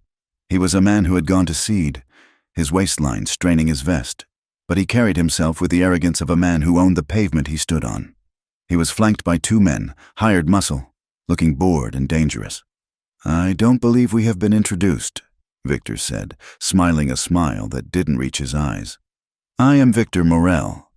"I know who you are," Elias said. His voice was flat, carrying no emotion. "And you are on the wrong side of the territory line." "Morel," Victor chuckled, stepping down into the mud of the street to bridge the distance. "I don't think so. I'm a businessman. Mr. Thorne, I am here to collect on a bad investment. I believe you are in possession of some stolen property of mine. A girl goes by Clara." The rage that flared in Elias's chest was white-hot. It took every ounce of his will not to draw the Colt at his hip. "My wife," Elias said, his voice dipping an octave lower, "is not property. She is a free woman, and if you speak of her as anything else, I will forget that I am a civilized man." "Wife," Victor laughed, a harsh, barking sound. He looked around at the gathering crowd of townsfolk. "Did you hear that? He married her. Oh, that is rich. Mr. Thorne, you didn't marry a wife. You married a ledger entry. You married a whore who owes me $600 plus interest for room, board, and the inconvenience of her departure." The word hung in the air. The crowd murmured. Some looked at Elias with pity. Others, the churchgoers, with vindictive validation. Elias took a step forward. His hands were balled into fists at his sides. "Careful? Or what?" Victor sneered, his mask slipping. "You will shoot me. In front of witnesses. Go ahead, then she will really be alone. I have the papers. Thorne, I have the law. You can play house with her all you want, but in the end, you will pay me what she owes, or I will have the sheriff drag her out of your bed and put her in a cell for theft and breach of contract." Elias stared at him. He wanted to kill him. He could see the pulse in Victor's neck. It would be so easy. But he saw the sheriff watching from the porch of his office. He saw the trap. If he struck Victor, he would be arrested, and Clara would be defenseless. "We will see what the judge says," Elias said through gritted teeth. "The judge?" Victor scoffed. "Men of the law understand property rights. Mr. Thorne. They understand that a man cannot simply walk away with another man's investment." Elias turned his back on him, a calculated insult, and walked away. But as he walked, he could feel the eyes of the town boring into him. The doubt was spreading like rot. The hearing was set for 3 days later. It was a farce of a proceeding held in the back room of the town hall. The judge, a man named Abernathy, who was nearing 70 and terrified of making a decision that would be overturned by a higher court, presided over a table covered in papers. Victor's lawyer was a sharp-faced man from Cheyenne. He laid out the ledgers. He showed the original debt Clara's father had incurred. He showed the contract Clara had signed at 16, a contract she had not understood, binding her labor to Victor's house until the debt was paid, a debt that, conveniently, never seemed to decrease. "She is an indentured servant who fled," the lawyer argued. "Mr. Thorne is harboring a fugitive." Elias's lawyer, a local man named Pembroke, countered with the marriage certificate and the agency contract. The agency contract was a sale, Pembroke argued, sweating in the heat. "It transferred her obligation, Mr. Thorne paid the agency. The agency paid Mr. Morell. The agency," Victor interrupted, standing up, "paid a finder's fee. They did not pay the principal debt. The girl still owes—" Judge Abernathy wiped his forehead with a handkerchief. He looked at the ledgers. He looked at the marriage license. He looked at the angry men. "It is complex," the judge mumbled. "The jurisdictional issues between here and Chicago, the nature of the debt. I cannot rule on this summarily. I need to review the territorial statutes regarding indentured servitude versus marital rights." "How long?" Elias demanded, gripping the back of his chair. 2 weeks, the judge said. "I will reconvene in 2 weeks. 2 weeks. It was a death sentence. It gave Victor 2 weeks to poison the town, 2 weeks to threaten, 2 weeks to find a way to take her by force. That night, the ranch was suffocated by a heavy, windless heat. Clara sat on the edge of the bed. Elias was pacing the floor, his shirt unbuttoned, his face haggard. 2 weeks is nothing, Elias said, trying to convince himself. "We just stay on the ranch. I will post guards. Silas and the boys will take shifts." Clara watched him. She saw the exhaustion in his shoulders. She saw the fear he was trying to hide. She thought of the way the town had looked at them as they left the hall, the whispers, the sneers. She thought of the money Elias was bleeding to the lawyer. "He is going to lose everything," she thought, "because of me." She realized then that love was not enough to stop a man like Victor. Victor wanted his pound of flesh. If he couldn't have her, he would take Elias's land, his reputation, his life. "Come to bed," she said softly. Elias stopped pacing. He came to her and knelt, burying his face in her lap. She stroked his hair, memorizing the feel of it. She knew what she had to do. She waited until he was asleep. The exhaustion of the last few days had finally claimed him, dragging him into a deep, heavy slumber. Clara slipped out of bed. She dressed in the dark, her hands steady with a terrifying calm. She packed nothing. She didn't want to look like she was running away. She wanted to look like she was surrendering. She went to the kitchen and lit a single candle. She found a scrap of paper and a pencil. My dearest Elias, I cannot let you fight a war that is mine to lose. He will destroy you to get to me. I am going to him. I will tell him I ran of my own accord, that you knew nothing of my past. I will trade my life for your peace. Please do not follow. You gave me the only happiness I have ever known. Let me pay you back by keeping you safe. Yours, Clara. She left the note on the table, weighed down by the silver locket Sarah had left behind, a symbol that she was giving the house back to its ghosts. She walked out into the night. The air was thick and smelling of ozone. A storm was gathering in the west, blotting out the stars. She saddled the mare, her movements mechanical, and rode out toward the main road. Elias woke before dawn. The space beside him was cold. Clara? Silence. He sat up, his heart kicking against his ribs. He ran downstairs, calling her name. He found the note on the kitchen table. He read it once. He didn't scream. He didn't cry. The panic that hit him was cold and absolute. No, he whispered. No, you foolish woman. He didn't bother with a saddle. He grabbed his Winchester rifle and his coat, ran to the barn, threw a bridle on his big black gelding, and vaulted onto its bare back. He kicked the horse into a gallop, tearing out of the yard as the first gray light of dawn began to bleed over the horizon. The wind was picking up, whipping the sagebrush. The storm that had been threatening all night was about to break. Please, he prayed, a prayer to a God he hadn't spoken to in years. Please let me be on time. Clara had made it 5 miles. She was near the canyon pass, a narrow cut through the rock where the road twisted dangerously above a steep ravine. She heard the hoofbeats behind her and stopped, her heart soaring. Elias? She turned the mare. It wasn't Elias. 2 riders emerged from the gloom of the twilight. It was the men she had seen with Victor in town, Slade and Miller. Well, well, Slade said, pulling his horse up. He grinned, revealing yellow teeth. Look what we found wandering in the dark. Clara wheeled her horse to run, but Miller had already flanked her, blocking the road back to the ranch. Going to see the boss? Miller asked. Save us the trip of dragging you out of that ranch house. Let me pass, Clara said, trying to keep her voice steady. I'm going to town to surrender to Mr. Morrell. Sure you are, Slade laughed.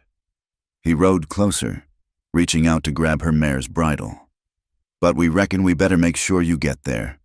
Maybe have a little fun on the way. It's a long ride. Clara saw the look in his eyes, the predatory glint she knew too well. She panicked. She kicked the mare hard. The horse reared, striking out. Slade cursed as a hoof missed his head by inches. Get her! Clara tried to break through the gap, but Miller grabbed her arm. He yanked her from the saddle. She screamed as she hit the ground hard, the gravel tearing at her hands. She scrambled to her feet, backing toward the edge of the ravine. The drop was 50 feet into jagged rocks. Stay back, she screamed. Slade dismounted, dusting off his coat. He pulled a knife from his belt. Feisty one. I like that. Victor said, Bring you back. Didn't say you had to be pretty. He lunged. A gunshot cracked through the air. Slade's hat flew off his head. A hole punched through the brim. He froze, spinning around. Elias was thundering down the road, the black horse foaming at the mouth. He looked like a demon. He held the Winchester in one hand, guiding the horse with his knees. Get away from her, Elias roared. He didn't stop. He drove his horse straight into Miller's mount. The collision was sickening, a crunch of bone and muscle. Miller's horse went down, throwing him into the ditch. Elias leaped from his horse before it stopped moving. He hit the ground running, leveraging his momentum to slam the butt of the rifle into Slade's jaw. Slade went down, spitting blood, but he was fast. He scrambled up, slashing with the knife. Elias dodged, but not fast enough. The blade opened a gash on his forearm. Elias didn't even flinch. He dropped the rifle. It was useless at close quarters, and drove a fist into Slade's stomach. They grappled, a chaotic tangle of limbs, rolling in the dirt. They slammed into the rocks, punching, gouging. The sky broke open. Rain began to fall in sheets, instantly turning the dust to slick mud. Clara watched, horrified. Pressing her hands to her mouth, she saw the blood on Elias's sleeve. She saw Miller climbing out of the ditch, pulling a revolver. "Elias, behind you!" she screamed. Elias shoved Slade backward toward the ravine edge and spun around. Miller raised the gun. Elias drew his Colt from his hip with a speed born of desperation. 2 shots rang out, almost simultaneously. Elias jerked back, a red bloom appearing on his shoulder. But Miller dropped like a stone, a hole in the center of his chest. Slade, seeing his partner dead and Elias still standing, scrambled backward. He looked at the ravine edge, then at Elias, who was raising the Colt, his face a mask of bloody rain. "I'm done," Slade yelled, throwing his knife down. "I'm done. Run," Elias snarled. "Tell him." Slade didn't wait. He scrambled onto his horse and tore off toward town, leaving Miller's body in the mud. Elias stood swaying for a moment, the gun hanging from his hand. Then he dropped to his knees. "Elias!" Clara ran to him. She fell into the mud beside him, her hands fluttering over his shoulder. His arm. "You're hurt! Oh God, you're hurt!" "I'm fine," he gasped, wincing as he tried to holster the gun. "Flesh wound. He missed the bone." He looked at her. His face was streaked with mud and blood, his hair plastered to his skull by the rain. He reached out with his good hand and grabbed her neck, pulling her forehead against his. "Don't you ever," he panted, "leave me again. I thought I was saving you," she sobbed, clinging to him. "You are my life," he said fiercely. "You don't save a man by killing him." He struggled to his feet, pulling her up with him. The rain was falling harder now, washing the blood from the road, swirling pink in the ruts. The sky was a bruised purple, heavy with more violence to come. They stood there, battered, bleeding, and shivering in the cold dawn. Miller lay dead a few yards away. Victor was still in town, and now there was a body to account for. Elias looked at the dead man, then at the horizon where the town lay hidden in the storm. "It's not over," he said quietly. "I know," Clara whispered, gripping his hand. They mounted Elias's horse together, Clara sitting in front of him, his good arm wrapped around her waist. They turned back toward the ranch, riding under the dark, storm-heavy sky. They were alive. They were together. But as the thunder rolled over the plains, they both knew that the real war had just begun. The mud on the road to the ranch had turned to a thick, blood-colored paste by the time Sheriff Caleb Hatcher arrived. He rode with the heavy, slumping posture of a man who had seen too much of the worst side of human nature and expected to see more before supper. Behind him, a buckboard wagon creaked and groaned, carrying a canvas-wrapped shape that bounced grimly with every jolt of the wheels. Elias stood on the porch, his left arm in a sling made from a torn bedsheet. The bullet wound in his shoulder throbbed with a dull, sickening rhythm, keeping time with his heart. Beside him, Clara stood like a statue carved from ice. She had scrubbed the mud from her skin, but the shadows under her eyes were dark bruises that no soap could wash away. Hatcher swung down from his horse, his boots sinking into the muck. He did not touch the brim of his hat. "Elias," Hatcher grunted. He looked at the sling, then at Clara, and finally at the wagon behind him. "We found Miller about 4 miles back, hole in his chest the size of a silver dollar. He drew on me. Caleb," Elias said. His voice was steady, but it had lost its usual resonance. It sounded thin, stretched tight over a frame of exhaustion. "Him and Slade, they ambushed my wife. They were going to drag her off or kill her. I didn't have a choice." Hatcher shifted his weight, chewing on the inside of his cheek. "Slade tells a different story. Says they were riding through, saw Mrs. Thorne on the road, stopped to offer assistance, and you came riding down like a madman and opened fire. Slade is a liar," Clara said. Her voice was quiet, but it cut through the damp air. "They cornered me. They had knives. They threatened to—" She couldn't finish the sentence. She looked at the canvas shape in the wagon and felt bile rise in her throat. "It is a mess, Elias," Hatcher said, ignoring her. "You killed a man, self-defense or not. There is a body. Victor Morel is in town raising hell, claiming you murdered his employee to cover up your wife's debts. The judge is going to have to look at this. Until then, you don't leave this territory. You understand?" "I understand," Elias said. "And you?" Hatcher said, turning his gaze to Clara. It wasn't a hateful look, but it was cold. It was the look a man gives a horse that has thrown a shoe and slowed down the whole train. "You stay put. Ma'am, this town is a powder keg, and you are the match. Best you don't give folks a reason to strike it."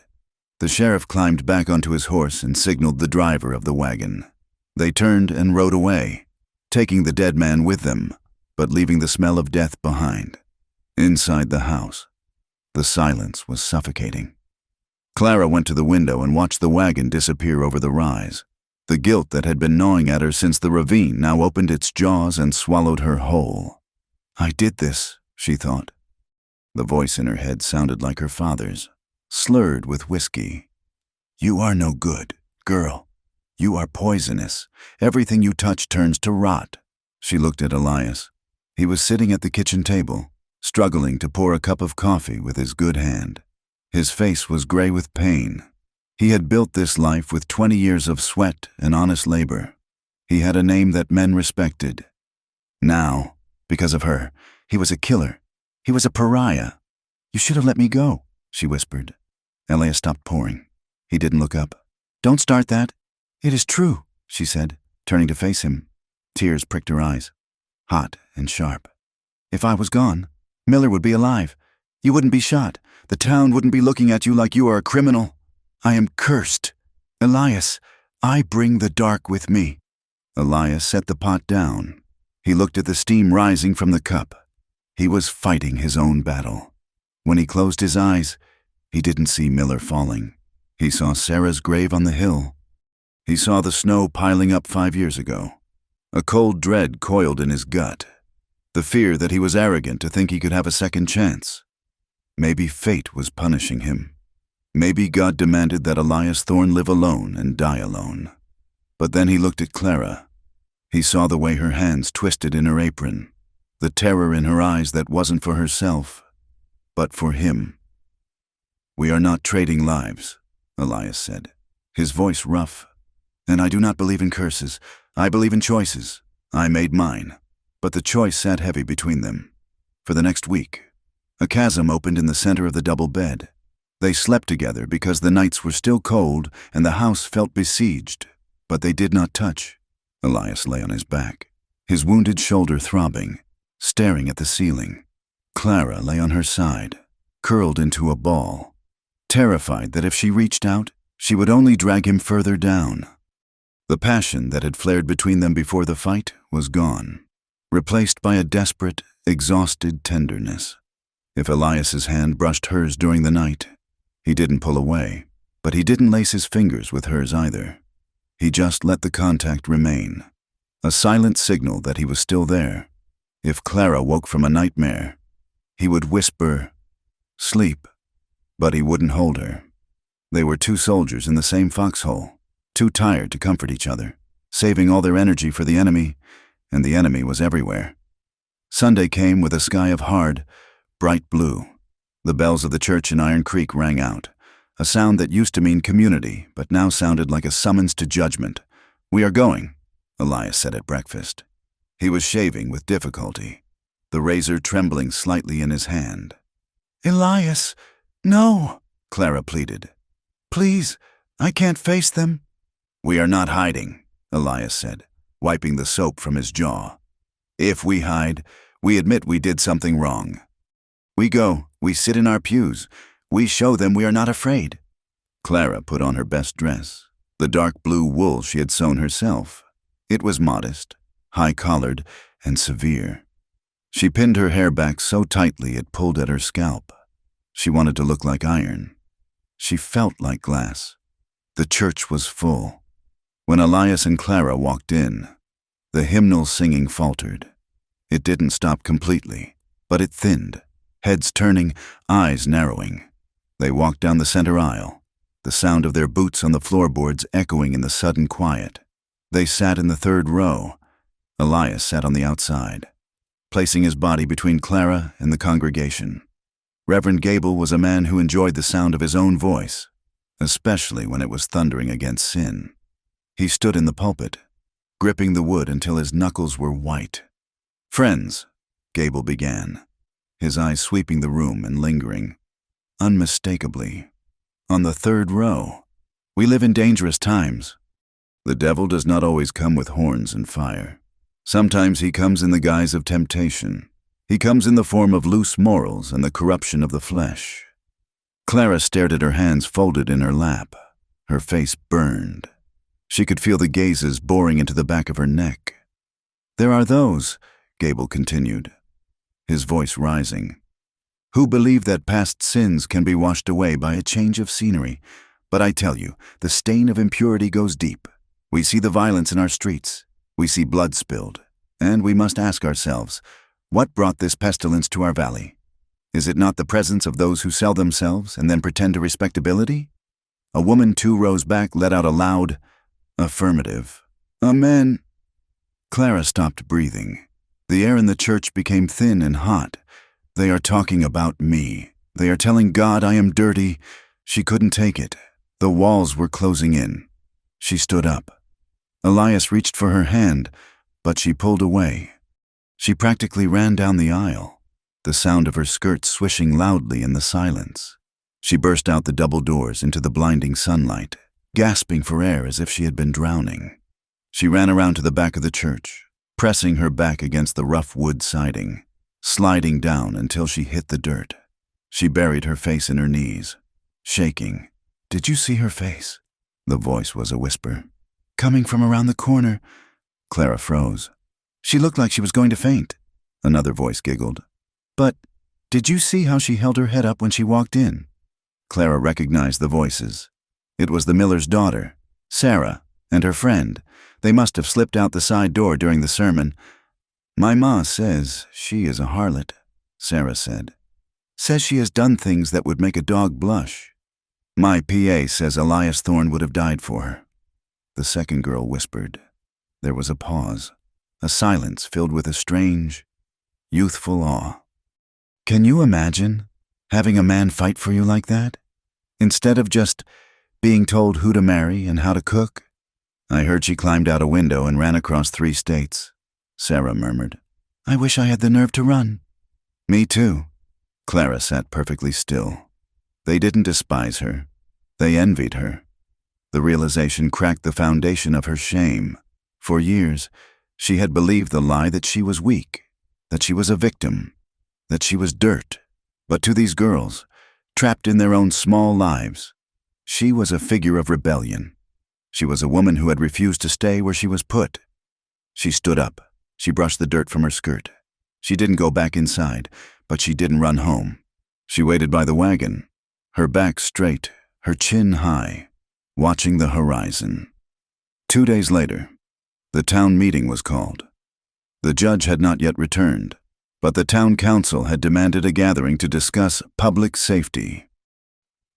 It was a thinly veiled attempt to drive Elias and Clara out before the trial even began. The town hall was packed. The air smelled of sawdust, unwashed wool, and righteous indignation. Victor Morel sat in the front row, flanked by his remaining hired gun. He looked relaxed, smoking a cigar, looking like a king holding court. Elias stood at the back. He had left his sling at home, though his arm hung stiffly at his side. Clara stood beside him. She had refused to stay at the ranch. "If you go," she had told him. "I go. I am done hiding." The mayor, a blustering man who owned the bank, opened the floor. "We cannot have gunfights in our streets," the mayor declared. "We cannot have strangers bringing their wars to Iron Creek. Mr. Thorne, the community is concerned. We feel that your situation is a danger to us all." "My situation," Elias said. His voice was not loud, but it carried to every corner of the room. "Has a name. Her name is Clara." He walked to the front of the room. The crowd parted for him. He stood before the dais, turning his back to the mayor so he could face the town. He looked at the faces he had known for 20 years, men he had branded cattle with, women he had bought grain from. "You all know me," Elias said. "You know I pay my debts. You know I keep my fences tight. And you know I buried my wife and child on that hill 5 years ago." The room went quiet. "You watched me grieve," Elias continued. "You pitied me, but now that I have found a reason to live again, you judge me. And why? Because my wife has a past?" He pointed a finger at Victor Morel. Victor smiled, blowing a ring of smoke. "This man," Elias said, his voice hardening into stone, "trades in human flesh. He buys desperation and sells it by the hour. He calls it business. You call him a gentleman because he wears a silk vest." Elias turned back to the crowd. He looked directly at Mrs. Higgins, the shopkeeper's wife who had sneered at Clara. "You listen to Reverend Gable talk about sin," Elias said, "but I ask you, who is the sinner? The woman who was sold by her father at 16 and fought her way out of hell? Or the men who visited that house, the men who paid for the right to use her and then came home to their wives and sat in your pews on Sunday?" A ripple of unease went through the room. Men shifted in their seats, looking at the floor. Wives glanced sideways at their husbands. "Clara survived," Elias said, his voice shaking with the force of his conviction. "She walked through fire to get here. She has more courage in her little finger than this whole town has in its collective spine. I did not save her. She saved herself. I am just the man lucky enough to stand beside her." He took a breath, the pain in his shoulder flaring, but he didn't flinch. "If you want to run us out," Elias said, "you can try. But know this, I will not cast aside a woman because she survived what others forced upon her. I will stand with her. And if that makes me a villain in your eyes, then I do not want to be your hero." He turned and walked back to Clara. He took her hand. For a long moment, no one spoke. The hypocrisy that had fueled their anger had been named, dragged out into the light. Then, from the back of the room, a slow clapping started. It was Silas, the foreman. Then the blacksmith joined in. Then the miller's daughter. It wasn't a thunderous applause, but it was a sound. It was the sound of the tide turning. Victor Morel didn't look quite so smug. He dropped his cigar and ground it out with his heel, his eyes cold and flat. That night, the silence in the ranch house was different. It wasn't the silence of a fortress. It was the silence of a sanctuary. Elias sat on the edge of the bed, his shirt off, the bandage on his shoulder stark white against his skin. Clara stood between his knees, her hands resting on his good shoulder. "You shouldn't have said all that," she whispered, though her heart was full to bursting. "You made enemies tonight." "I made things clear," Elias said. He looked up at her, his eyes weary but unguarded. "I was terrified. Clara, standing there, I wasn't afraid of them. I was afraid. I was afraid they would take you. I was afraid I would be too weak to stop them. I feel like I am holding on to water." "I am not water," Clara said.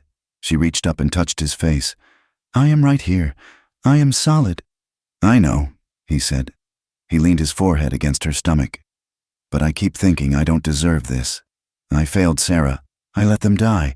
And now I have you. And I am bringing death to your door, too." "You didn't fail Sarah," Clara said fiercely. "You survived. Just like me. We are both just wreckage that washed up on the same shore." She pulled his head back so she could look into his eyes. "I never thought I could be loved," she admitted, her voice trembling. "I thought love was a trick to get me to open the door, but you, Elias, I am terrified of what comes next. I am terrified of the judge, but the thought of living without you scares me more than the hanging rope." Elias made a sound, half sob, half groan, and pulled her down onto the bed. This time, there was no hesitation. This time, there was no testing of boundaries. They knew the boundaries. They were the edges of the world that was trying to crush them. They made love with a fierce, conscious intent. Clara didn't just let him touch her. She touched him back. She traced the scar on his jaw with her lips. She pressed her hands against the muscles of his back, anchoring him to her. She saw the way he looked at her, not as a broken thing to be fixed, but as something precious, something rare and holy. "Does it hurt?" he whispered, his hand hovering over her hip. "No," she whispered back. Closer! I want you closer. It was an act of defiance. In the face of death, they chose life. In the face of shame, they chose each other. But while they found peace in the dark, the world outside was winding itself into a fury. Victor Morel was not a man who accepted defeat. The next morning, he sat in the sheriff's office, sliding a heavy envelope across the desk. "For your trouble," Victor said softly, "and to ensure that when the judge returns, the evidence is presented correctly." Sheriff Hatcher looked at the envelope. He didn't touch it, but he didn't push it away. "The judge is an honest man," Hatcher said weakly. "Every man has a price." Victor said, "Or a fear. I hear the judge has a grandson in Chicago. Terrible city. Chicago. So many accidents." The threat hung in the air, thick and poisonous. And then, the sky turned green. It started in the afternoon. A sudden, violent drop in pressure that made the cattle bawl and the birds go silent. The clouds that had been gathering for days suddenly merged into a single, bruising mass that swallowed the peaks of the bighorns. "Flash flood!" Silas yelled, running toward the barn. "The creek is going to jump the banks!" Iron Creek, the waterway that gave the town its name, was already swollen from the melt. Now, a cloudburst in the high country sent a wall of water rushing down the canyon. It hit the town at 4 o'clock. A roar like a freight train preceded it. The wall of brown water, churning with trees and boulders, smashed into the lower end of town. It took the livery stable first, then the boardwalks. At the ranch, Elias saw the water rising in the lower pastures. "The town!" Clara screamed over the wind. "The schoolhouse is at the bottom." Elias didn't hesitate. "Saddle the horses, the big ones!" They rode into the teeth of the storm. The rain was blinding, falling so hard it felt like gravel. When they reached the edge of town, it was chaos. The main street was a river. People were screaming, trapped on rooftops. The schoolhouse was surrounded. The water was halfway up the door. "They are trapped!" a woman shrieked from the hill. Clara looked at the swirling water. It was fast, dangerous. But she saw the faces of the children in the windows. "I can get there," Clara shouted to Elias. "The mare is sure-footed. She can swim!" "Clara, no!" Elias grabbed her bridle. "It is too deep. They are children. Elias!" She looked at him, her eyes wild and fierce. "Let me go!" She didn't wait for his permission. She kicked the mare into the floodwater. The cold water hit her legs, shocking her breath away. The mare stumbled, then found her footing. Clara guided her through the debris, dodging floating timbers and dead livestock. The town watched, the fallen woman, the whore, fighting the current to reach their children. She reached the schoolhouse window. She smashed the glass with her stirrup. One by one, she pulled the smaller children out, hauling them onto the saddle, passing them to men who had waded out as far as they dared. Elias was 50 yards away, using a rope to pull the baker, a man who had refused to serve them last week, from a collapsing roof. Elias's bad shoulder was screaming in agony, the sling torn away, but he held on. He hauled the man to safety, his face twisted with effort. For 3 hours, they fought the water. They didn't fight as outcasts, they fought as neighbors. When the water finally began to recede, leaving a thick layer of stinking mud over everything, the town was battered, buildings were gone, the church steeple was crooked, but the children were safe. Clara stood by her horse, shivering violently, her dress soaked and ruined. Mud streaked across her face. She was exhausted. She leaned against the mare's flank, her legs giving way. A blanket was draped over her shoulders. She looked up. It was Mrs. Higgins, the shopkeeper's wife. The woman's face was pale, her eyes red. She didn't smile. She didn't apologize. She simply tucked the blanket tighter around Clara's neck. "Drink this, Mrs." Higgins said, pressing a flask of brandy into Clara's hand. "It will cut the cold." It was a small gesture, but it was an olive branch. Elias walked over, limping slightly. He put his arm around Clara. They stood together in the middle of the ruined street. The town was broken, but the wall of hatred had been breached by the flood. Sheriff Hatcher approached them. He looked at Victor Morel, who was standing on the porch of the hotel, the only building untouched by the water, looking down at the mud with disdain. "Judge Abernathy sent a rider," Hatcher said. He looked at Elias, then at Clara. "He is coming tomorrow. The final hearing is set for noon." Elias nodded. He looked at the devastation around them. The storm had washed away some of the prejudice, but the law was still a cold, hard thing. "We will be there," Elias said. As they rode back to the ranch under the clearing sky, the sun setting in a blaze of defiant red, Clara felt a strange calm. They were bruised. They were bleeding. The outcome was uncertain.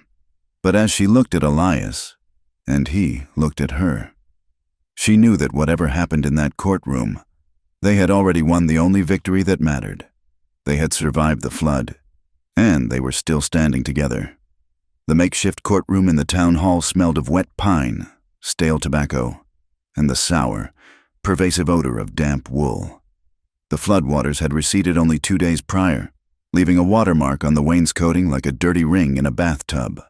The floorboards were still swollen and creaked under the weight of the crowd. Every soul in Iron Creek seemed to have crammed into the room.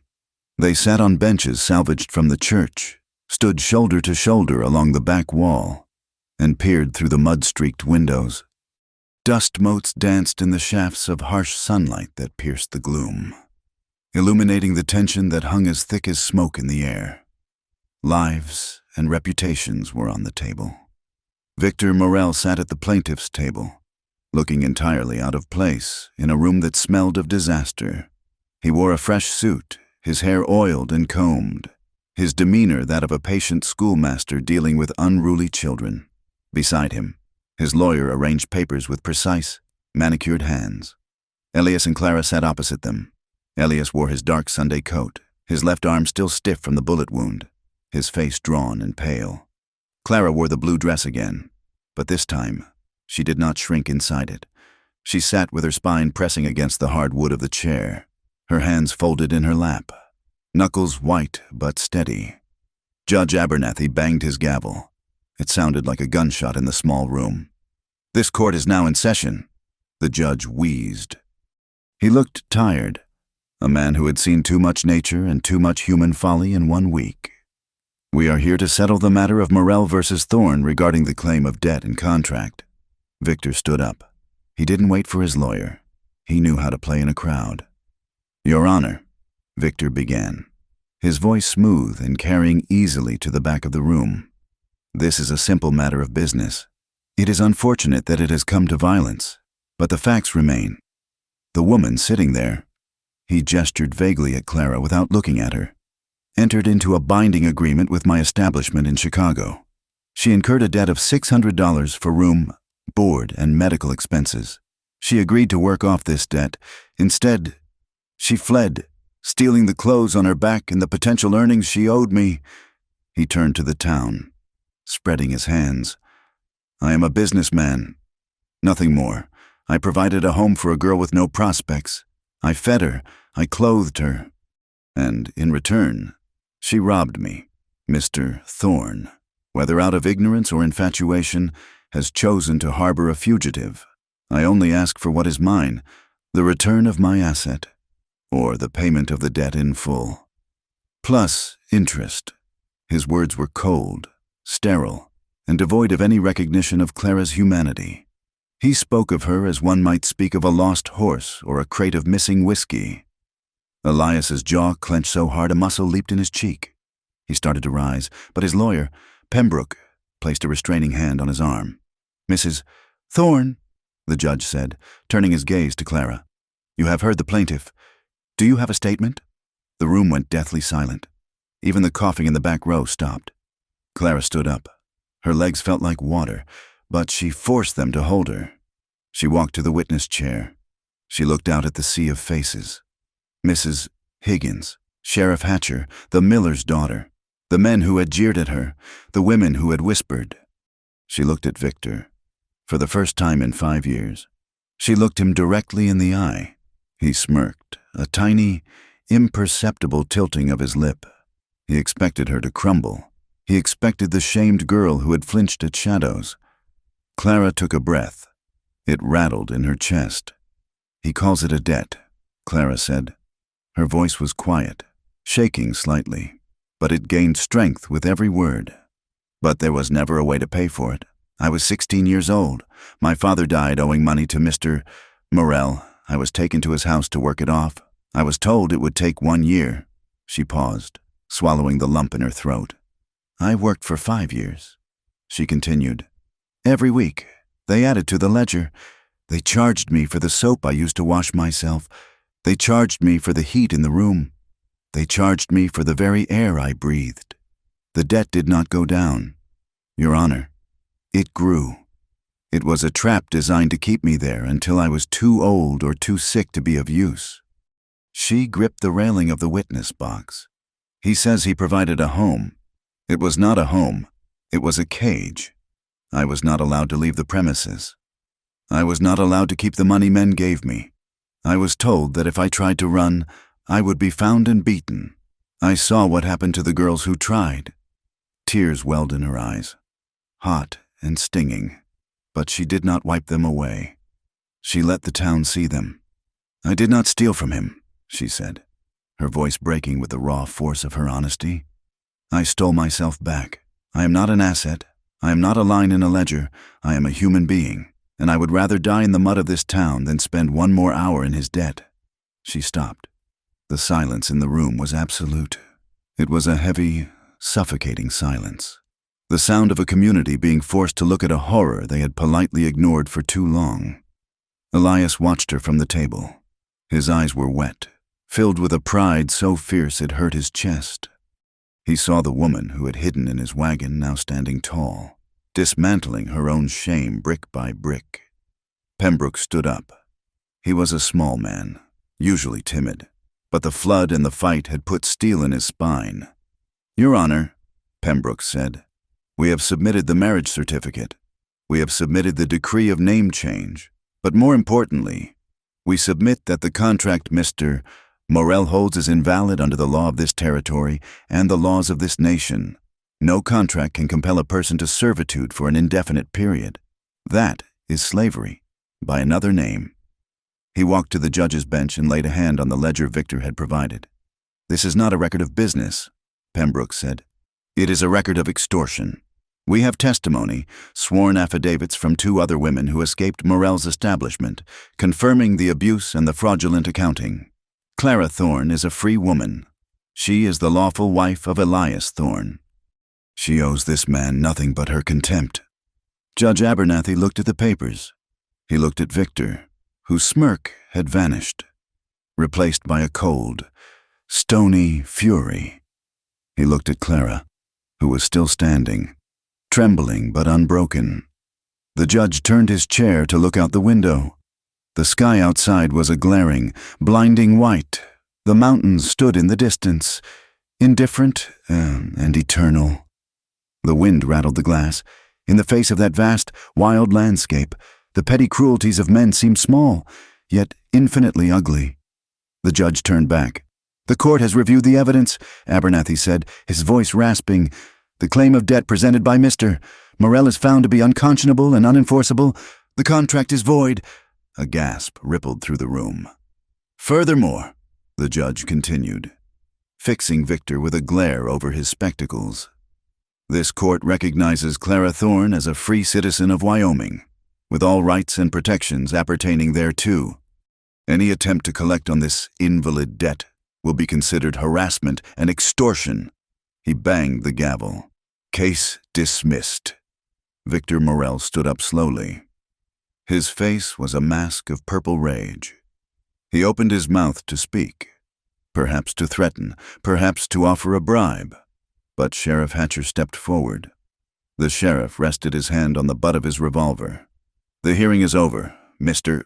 Morel," Hatcher said flatly. "And there is a stagecoach leaving for the east in 1 hour. I suggest you be on it.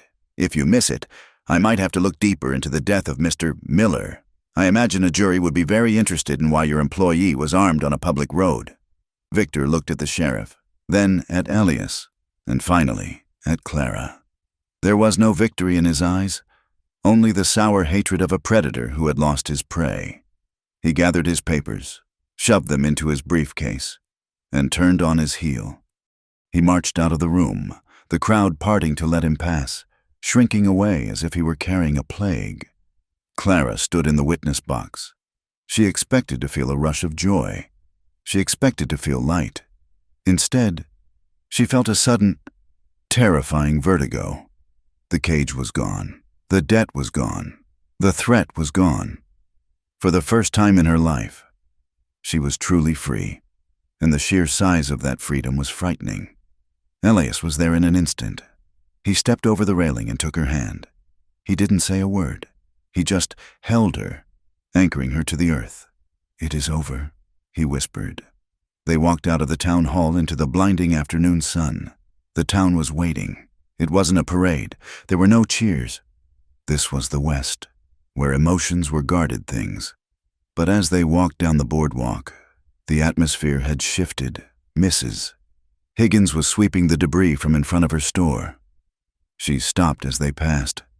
She looked at Clara, then gave a short, stiff nod.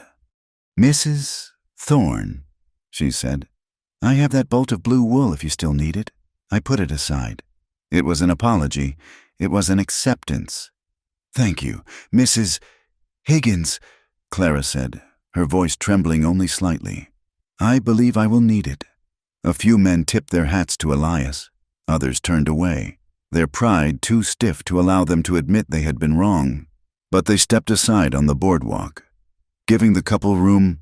They were no longer scandalous. They were the survivors. The ride back to the ranch was silent, but it was a silence born of exhaustion, not tension. The ranch looked different in the late light.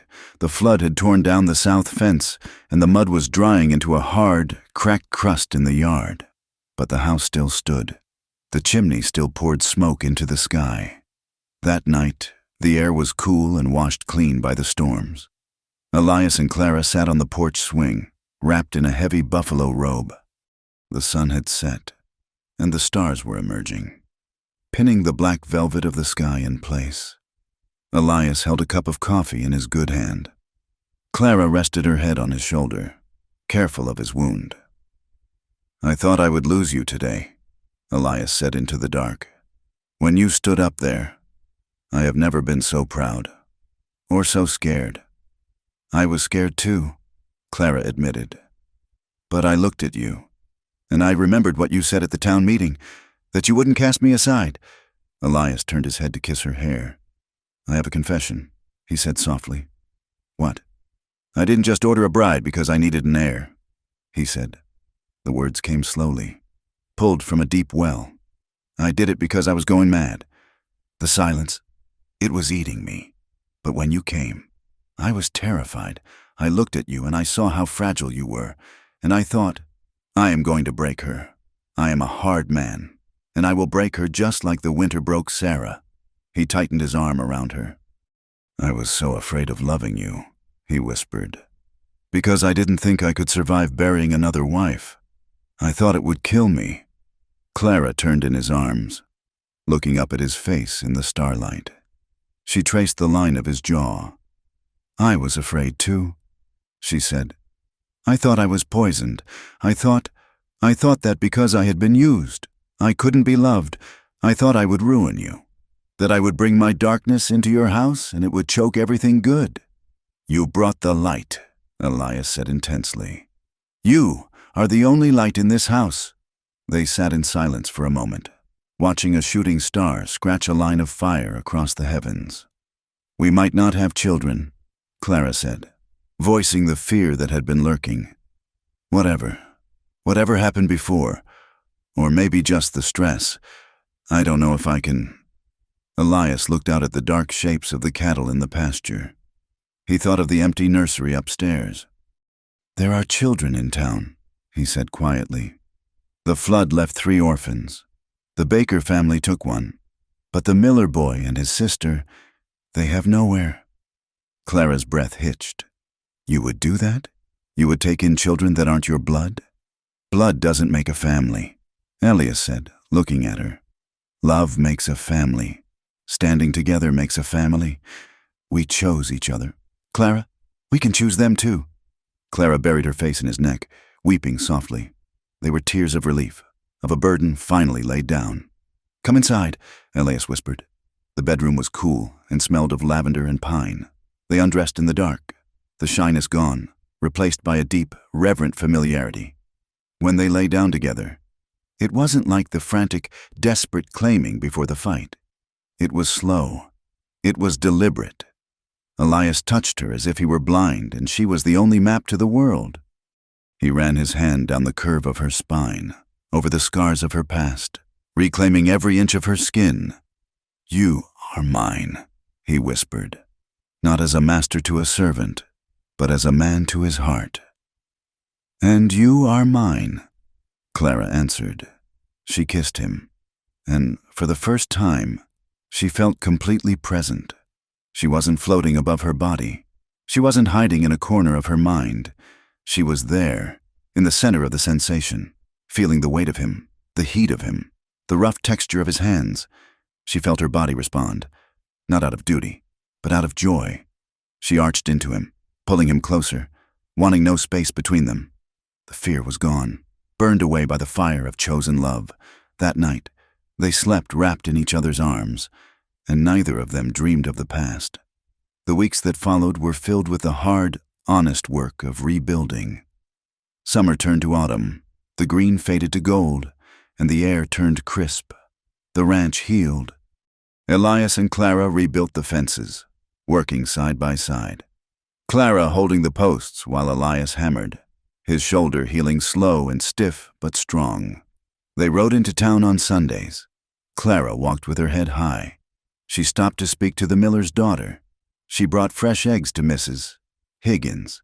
She visited the makeshift orphanage where the Miller children were staying, bringing them toys carved from pine and soft blankets.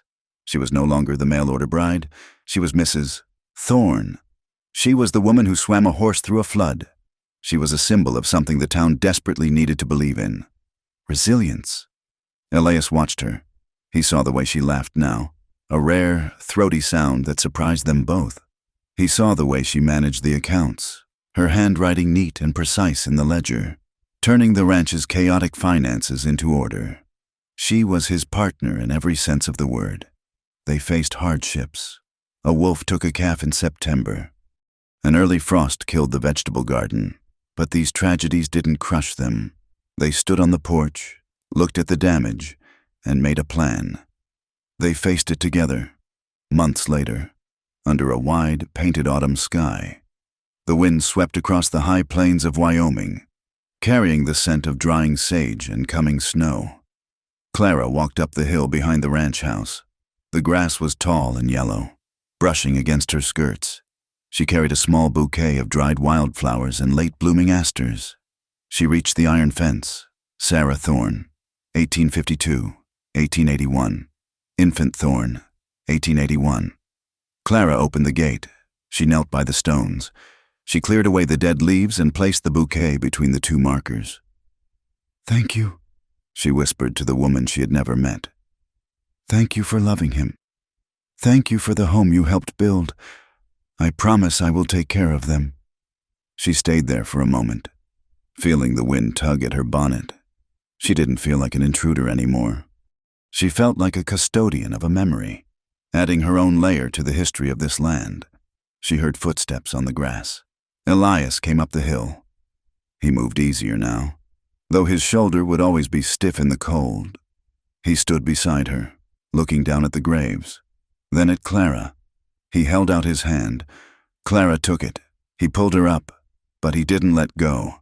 He interlaced his fingers with hers, his grip warm and solid. "Ready to go back?" he asked. "Yes," she said. They turned and looked down at the ranch. Smoke was curling from the chimney. The cattle were grazing in the near pasture. On the porch, two small figures were playing, a boy and a girl they had brought home last week. The Miller children. The wind whipped around them, wild and untamed. The frontier was still a harsh place. The winter would be cold. There would be droughts and storms and dangers they couldn't foresee. But as they walked down the hill, leaning into each other against the wind, they weren't afraid. The woman who had once believed she was only a thing to be used, and the man who had believed his heart was buried in the ground walked toward the light of their home. They had built a shelter out of love, a fortress out of trust, and in the wide, beautiful, brutal silence of the West. That was enough. Thank you for listening to this story. It has been a journey through the dust and snow of the Wyoming frontier, and I hope Elias and Clara's story resonated with you. I would love to know where you are listening from. Please leave a comment below and tell me which part of the world you call home. If you enjoyed this tale of resilience and romance, please consider subscribing to From Wild West for more stories from the American frontier. Share your thoughts in the comments. What did you think of Clara's choice? Did the ending feel right to you? I look forward to reading your words. Until next time, keep your fences tight and your fires burning.